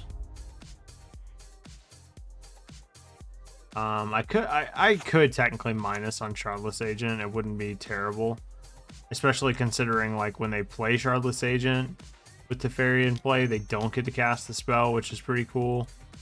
But I'm just gonna plus here.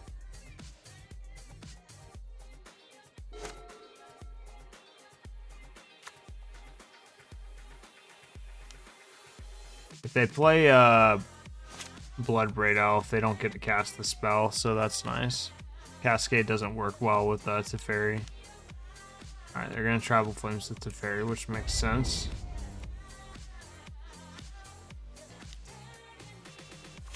Alright.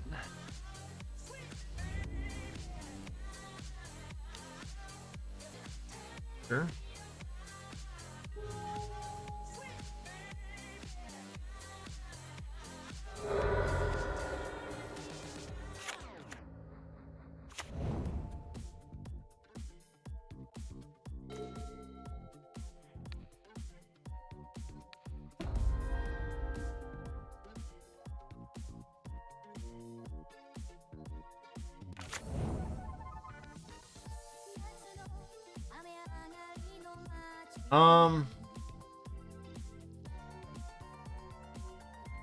Kind of feel like casting Supreme Verdict here.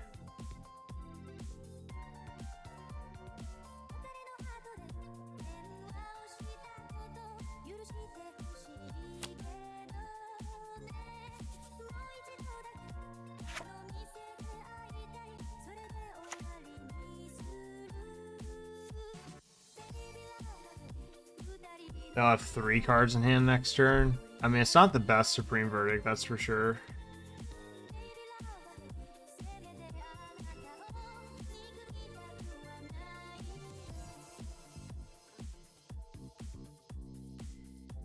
Could also just cast Time Warp.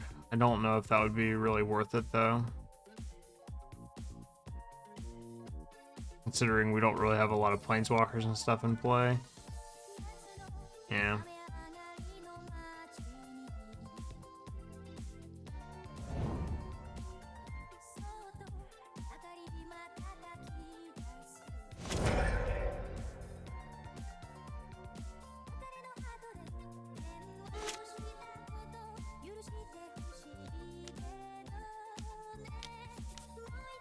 Yeah, that's kind of what I was concerned about. It was like a follow-up. Oh, the dream. Yeah.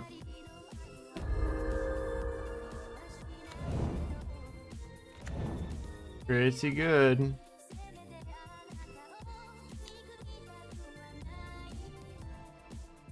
Of course, we know we have another Ren and 6 in hand, so that doesn't really matter too much.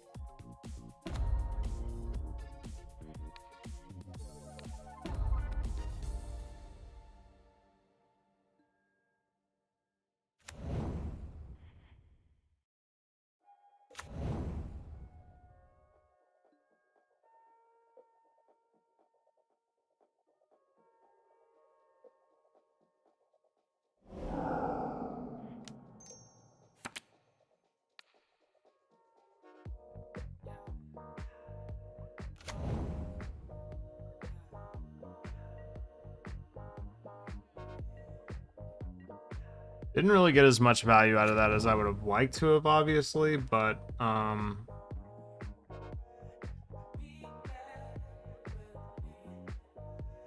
don't know.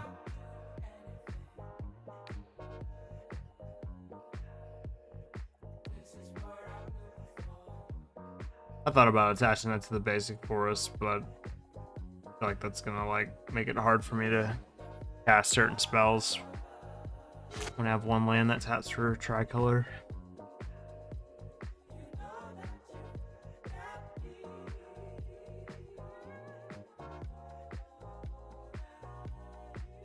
I guess I should have kept a land in my hand for the possibility of wishing for Omnath, but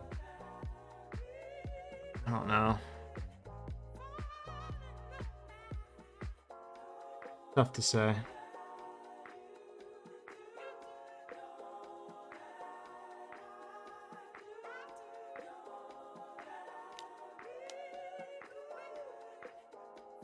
Yeah.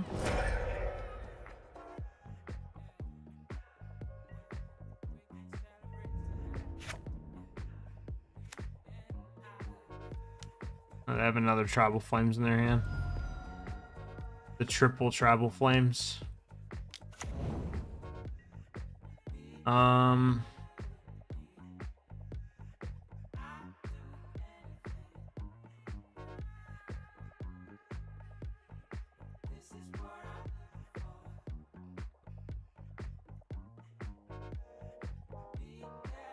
I think if it's worth it to like fetch here. Fetch leaves me dead to Lightning Bolt, so I guess I don't fetch. Yeah, that's just game. Got a little flooded in a lot of these games. I don't know. Jesus Christ. Today is not going as good as yesterday. Yesterday we were kind of on fire with this deck. Today has just been pretty rough. We'll finish it out and try to salvage the 2-3, get the 50 play points. But I'm definitely getting the... So yesterday I was getting starved in the first two games that we played, or the first two matches rather. But we managed to salvage the 3-2, and then today it seems like the opposite problem. We're getting flooded a lot. But I also could have played a different line there. There was a line where I could have wished for Omnath, and I opted not to. Now my opponent easily could have Tribal Flames the Omnath. I'm not saying that that would have been like a surefire way to win, but I don't know if that would have been better than what I did, which was Supreme Verdict. It certainly didn't help that they hit Bloodbraid, Shardless off of Bloodbraid first of all, and then on top of that, a Lightning Helix was pretty nice out of them. Okay, so this is either humans. This is either humans or spirits.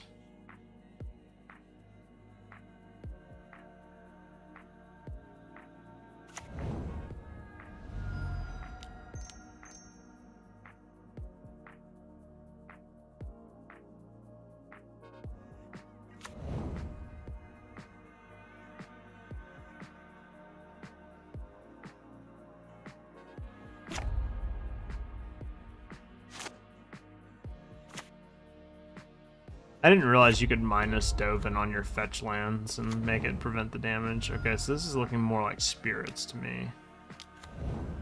Oh, okay, it's not spirits at all. It's just fucking...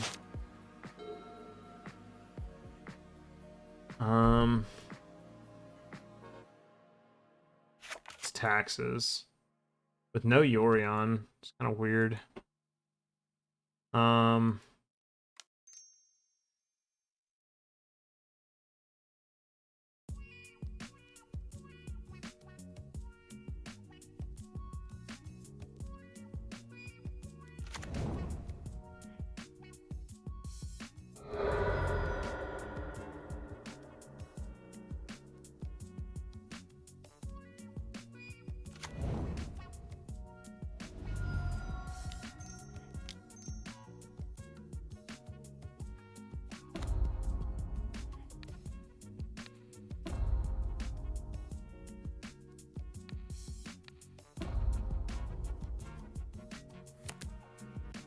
If they have a 1-drop.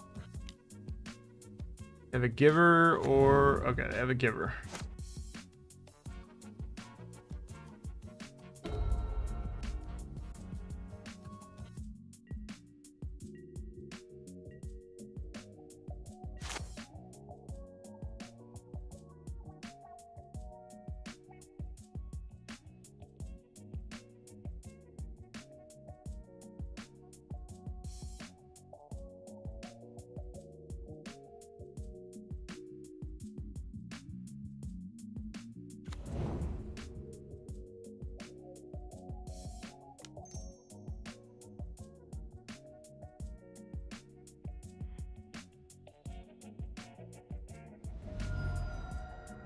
They violin another Leonin Arbiter, we'll just pay for it.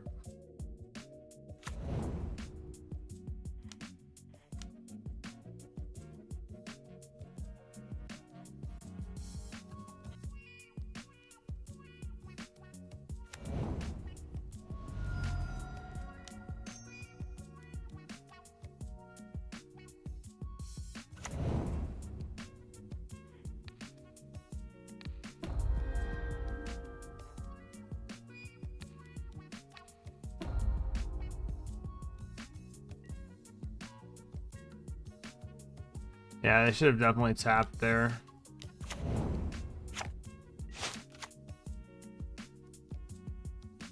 I mean, I'm tapped out, so there ain't nothing I can do about if they protect it or whatever.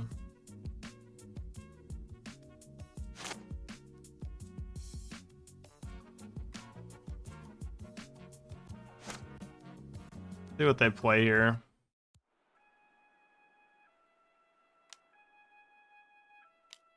Like a non-creature spell. Yeah, I was gonna say.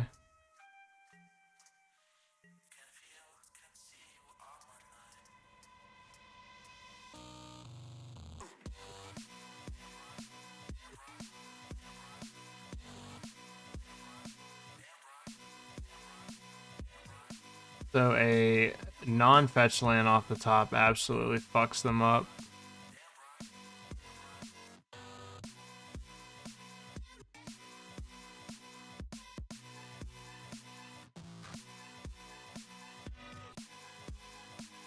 Because we play Chandra and we just minus. I mean, they could have a... I don't know, they could have like a Flicker Wisp.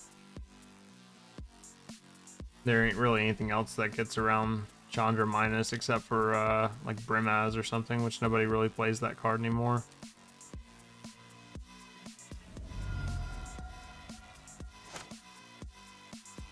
Here it is. Okay, so...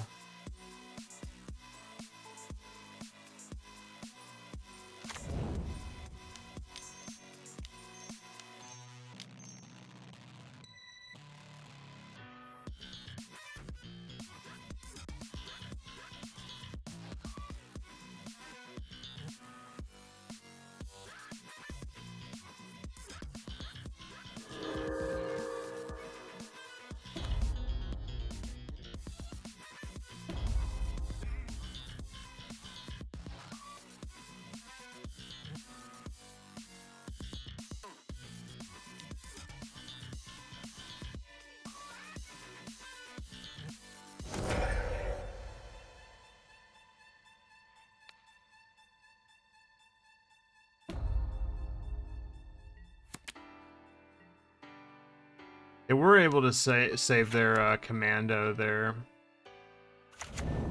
spell queller.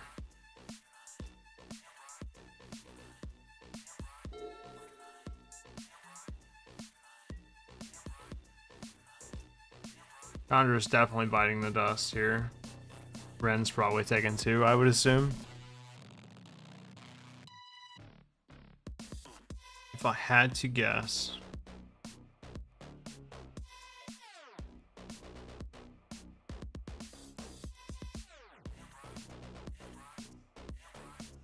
Yeah, Chandra's gotta go, for sure. Oh, they're hitting me for 2, that's okay.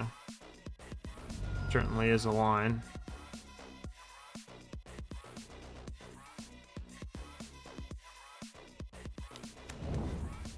Give her runes.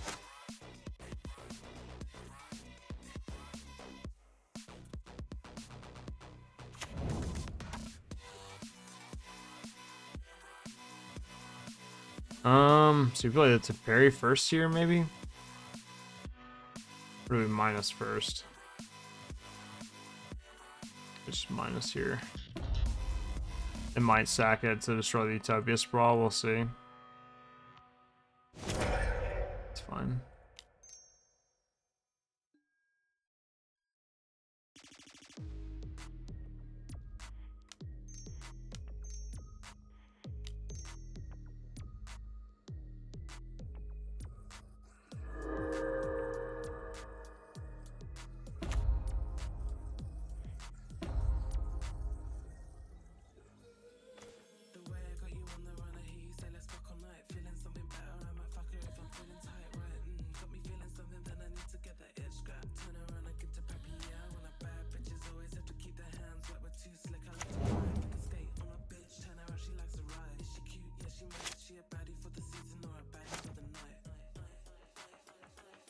I certainly did find a lot of 3-drops there. They might just be playing a lot of 3-drops though.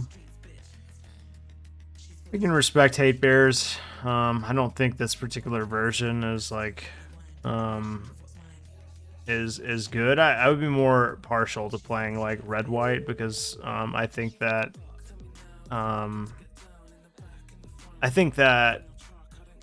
the recruiter is good, like the Imperial recruiter or whatever is really good in these decks, but you know, we'll see what else they've got. They're attacking me a lot, which is interesting. Don't know what kind of reach their deck has. I wouldn't think it would have a ton.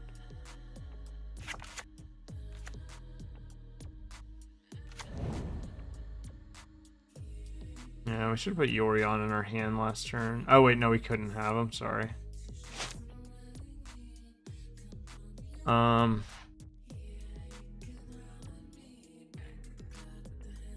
guess we play Oath first.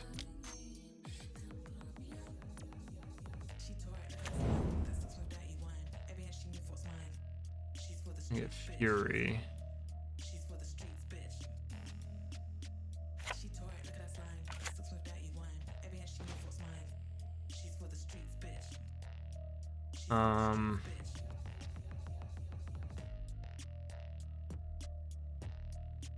We can minus on one of the spell quellers and cast Fury.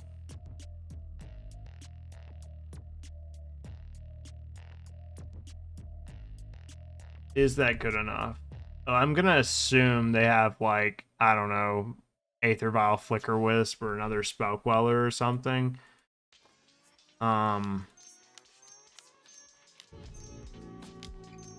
Let's see.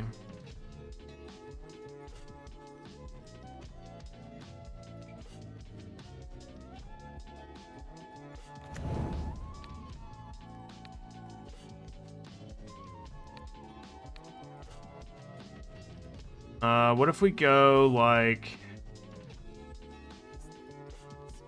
2 and 2? Is that no? There's no reason to do that. Let's go.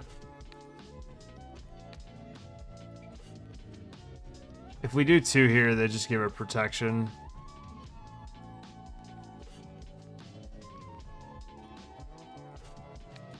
Kind of okay with that. We're on thin ice with this Aether Vial, though. If they vial in a whatchamacallit, Flicker Wisp, then I'm kinda boned. Because that's exact lethal.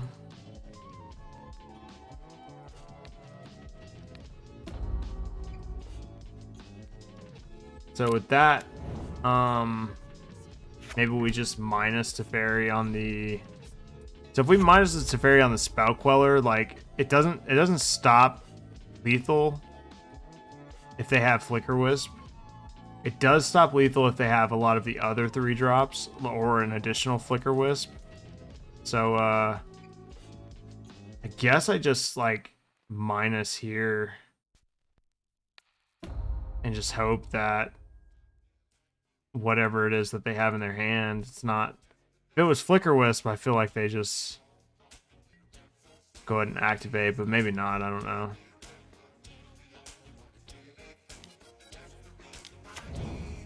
Okay.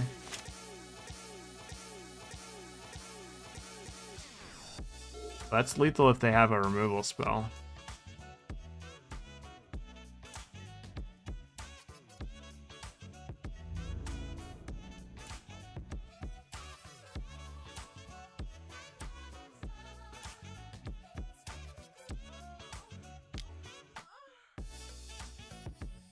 Yep, Teferi's dead.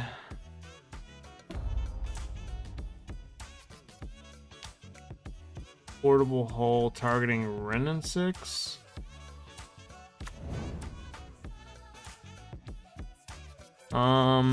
Sure. We can bounce the portable hole with Teferi and get Ren and 6 back and minus on Cathar Commando.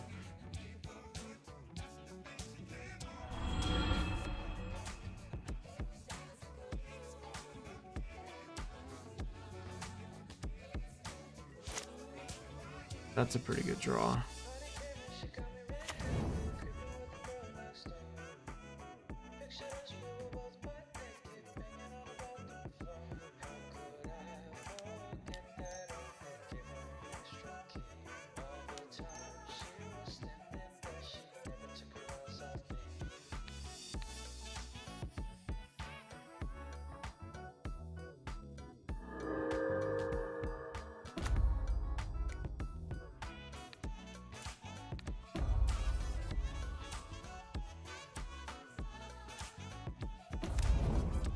Also a pretty good draw.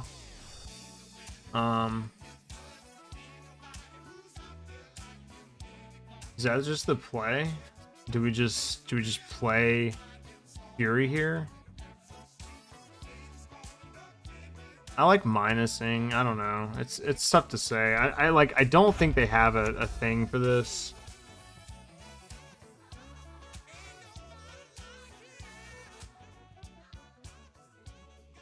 But they could have drawn one.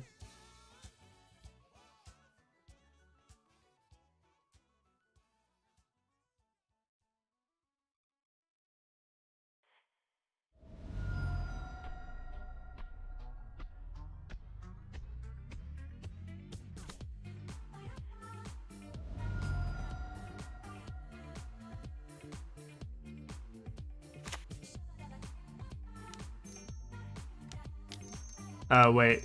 Yeah, never mind. I was thinking about something. We'll see.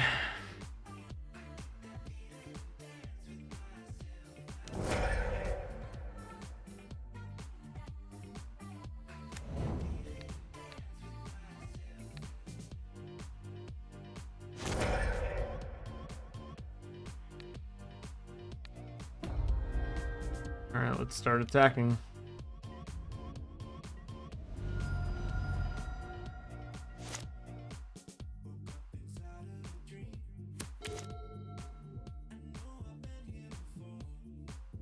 Fury's a pretty good Magic card.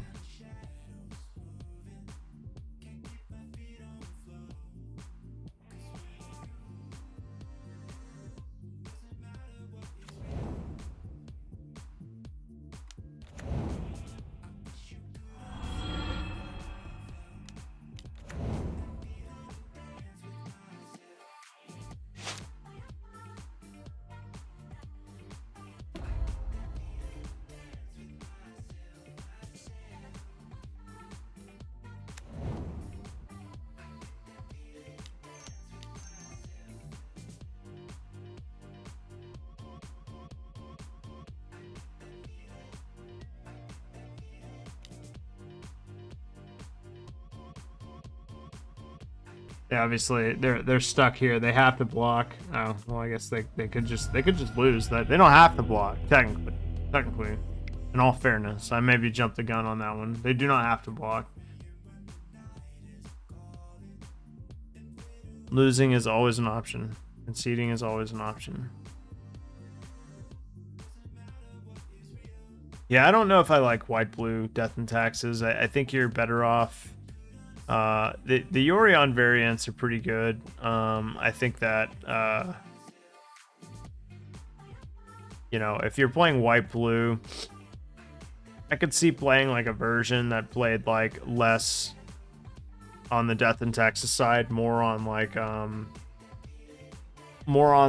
value. Like I could see playing. I like the idea of playing like sort of a there was a deck like this a long time ago, mind you. It used to be a deck before Yorion was a thing. There was a white blue blink deck in modern that played a lot of elements of like white blue control, but it was more creature centric. And you know, you played cards like Restoration Angel and Venser, and I can't remember if the deck played Spell Queller or not.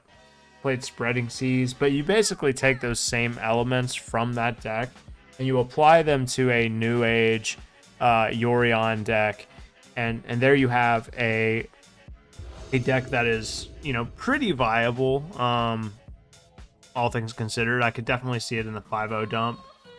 I don't think it's better than I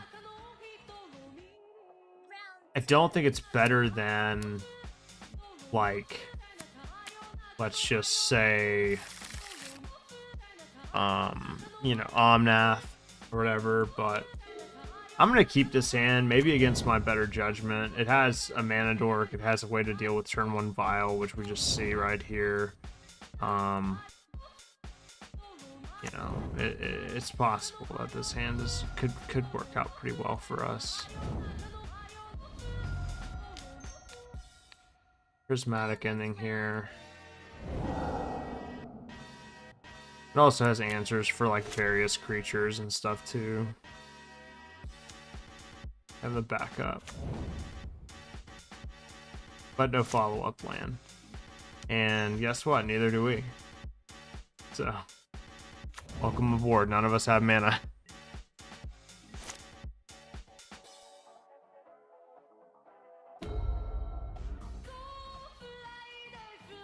And Leonin Arbiter, I feel like got a bit worse when like cards like Solitude came around, because now your opponent can answer stuff at instant speed. Good lord, man!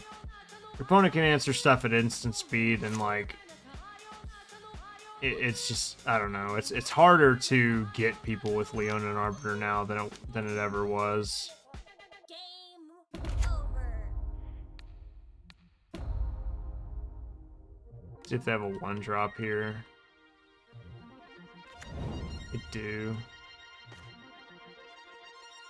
I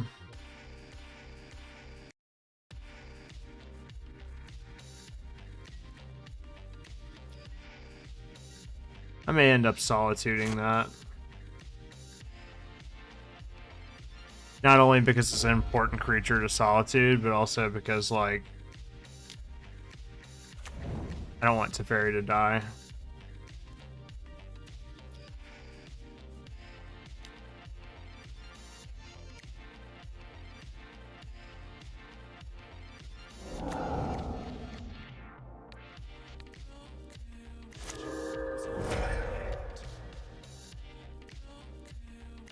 Yep. Oh, is it? Okay, I'll take a look at it. Okay. Alright, let's go ahead and plus here. I'm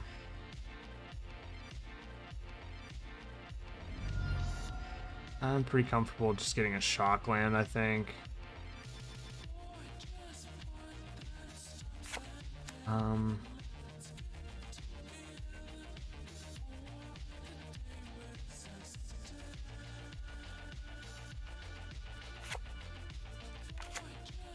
Blue green, or do we just get like Sacred Foundry? I don't have blue right now. Maybe steam vents. No, let's get steam vents.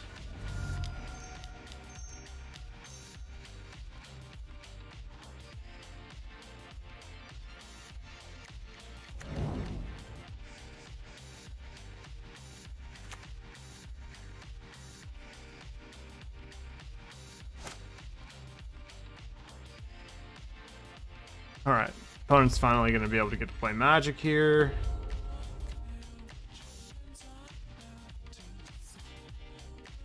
That would have been a good turn for them to draw the second land, but judging by the pause, I don't think they did. We've all been there.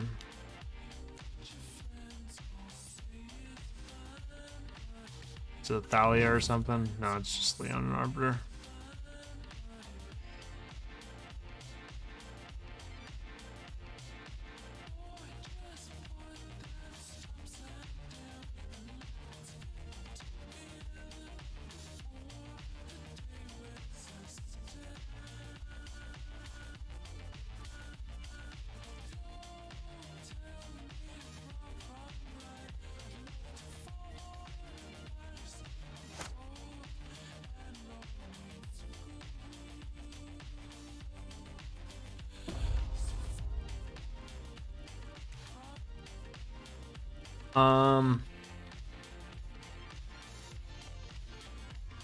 Cast Utopia Sprawl targeting Temple Garden.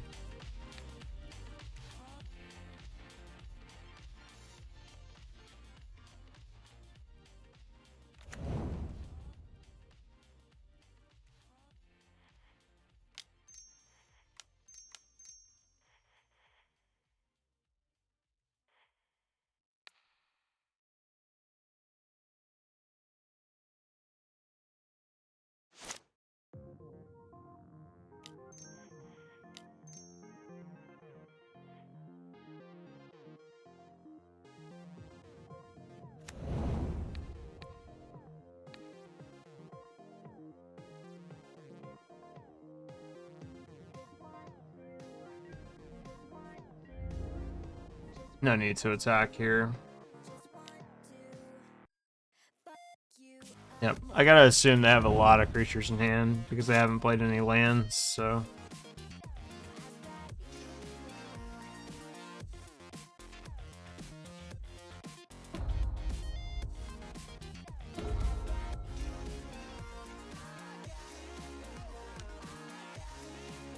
Yep. Oh, Leon and Arbiter, did you draw the Ghost Quarter? Okay. Oh, well. That was my own negligence there. I totally could have paid for that. Definitely could have paid for that. But it's fine.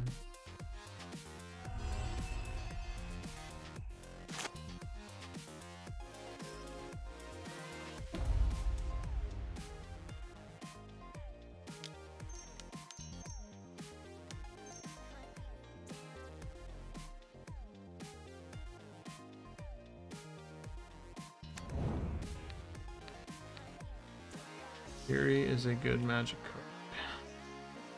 card. And they don't have the Flicker Wisp yet again.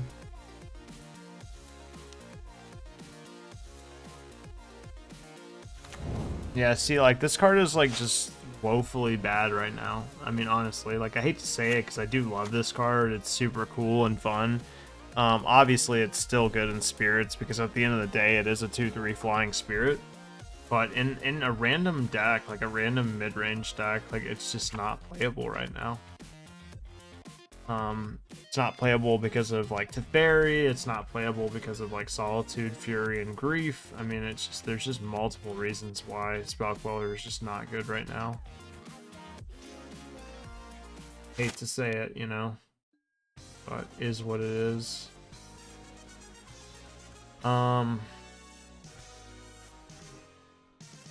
So what do we say? We could.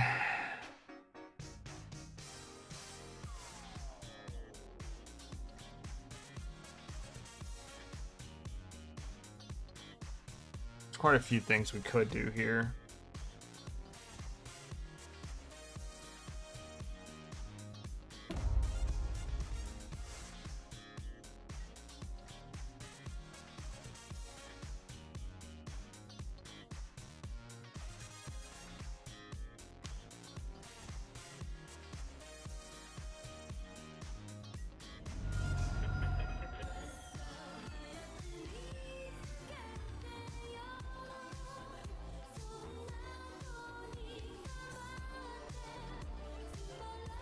This is 2, 4, 5, 6, 7 mana, 3, 4. I kind of like the idea of casting Wish. And then casting Orion and exiling all of our stuff here. Yeah, I like that.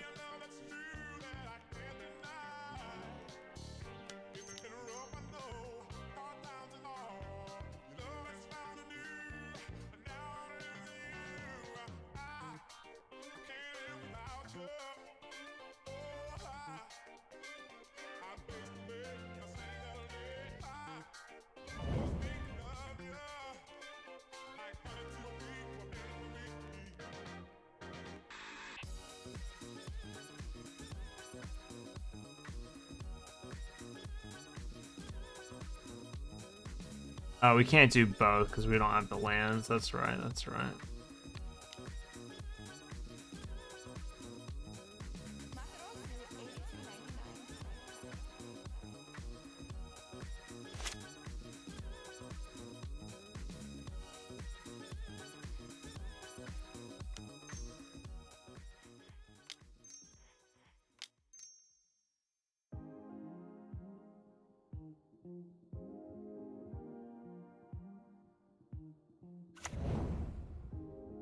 Fetch land's really good here. No fetch land, okay.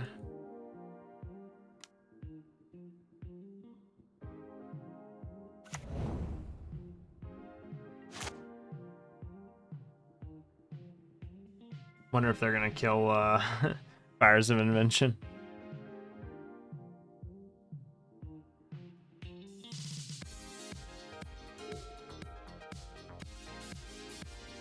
Fairies obviously gotta go. I'm really surprised they haven't drawn a land yet. I mean, that's kind of unfortunate. Like, maybe it could have been a game if they drew land, but without it, it's like, yeah, it's kind of rough.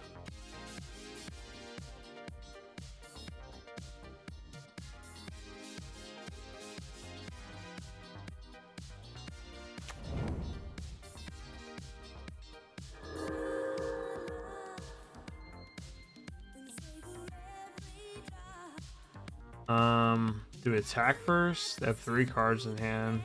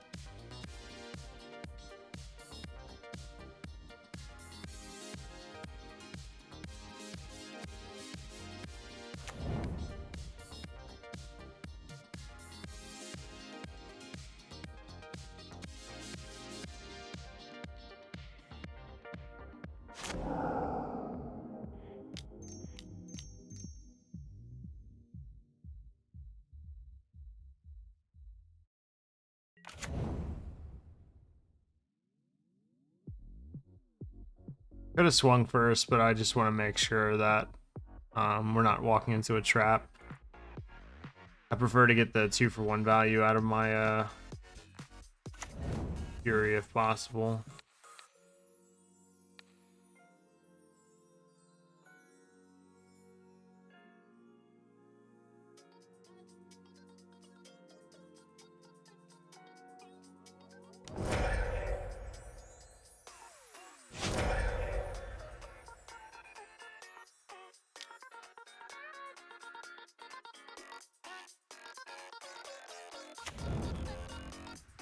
Yeah, I don't know why there's so many Cathar Commandos. I really don't think this card is like too playable in many capacities. I think it's like okay as like a sideboard card, but yeah, I'm really not loving it. I don't know. As someone who has played white blue hate bears in an open, I'm just not really digging this build too much. And believe me, I love white blue hate bears. I really do. We get Narset here. Oath of Nissa. Probably just get Oath of Nissa, I think.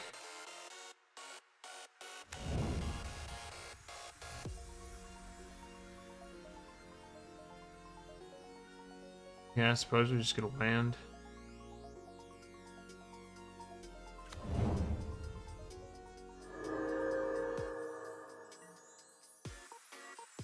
Content with just swinging with these. Gotta win the game sooner or later.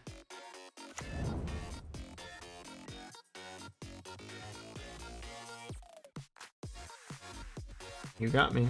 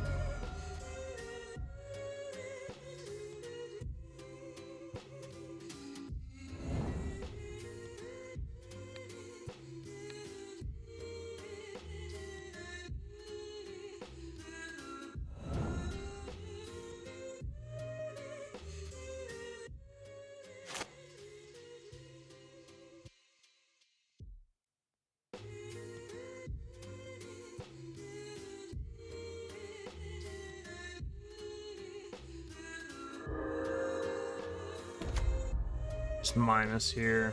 Destroy that. Yeah. They didn't even sacrifice it, so pretty sure I'm in the clear here.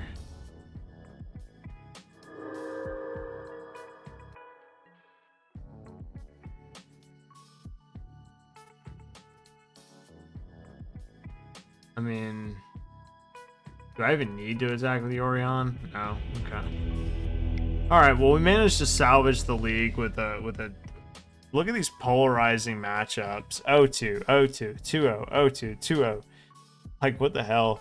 So we managed to salvage the league with a little 2-3. Frankly, you know, I don't know. It's like, I definitely think there were some lines, but I don't think it's so much that. And I'm the first one to call out when I feel like I've made a mistake or misjudged something. I'm not quite sure how I feel about the 75 just yet. I think it needs some work, you know. Certainly, like, good decks go 2-3 all the time. It's not abnormal or anything like that, but you know, I'm gonna continue to work on this, and you know, I do want to try like a cat combo version of the deck. I think that would be really good. If I were to do that, I would simply cut like a lot of the Planeswalker package. So you would basically see like Chandra go out. You would see you know, Dovin can come out essentially, and you basically you would play like, you know, you probably get away with 3 of Saheeli Rai because it's not a good standalone Planeswalker. and leave one in the board for Wish. And then from there, you kind of just like decide what your sideboard is going to be based off of, you know, the cat combo tricks. But you can still keep Wish in for like some versatility, which I like a lot. And I think that's important with the cat combo. But yeah, I'll probably end up doing that. And I'll edit that deck, and I may end up streaming that one tomorrow. So we'll see how that one does. But for now, guys, we've reached the end of the stream. Thank you guys so much for watching. Special big shout out to Glassjaw for the raid. I'll be sure to shout you out in the tweets too. But thank you so much for those of you who joined from Glassjaw. Even if Magic isn't your game, I respect and appreciate you all for spending a little bit of time with me tonight. Means a lot, and you guys are more than welcome to shout yourselves out in the comments and stuff like that if you do see this in the VODs. But yeah, thank you guys so much. I plan to be on tomorrow, 7:30 p.m. Eastern, another modern stream, and who knows, maybe we'll edit this to be a little bit more cat combo centric. But for now, guys, signing off. Take care, have a good night, and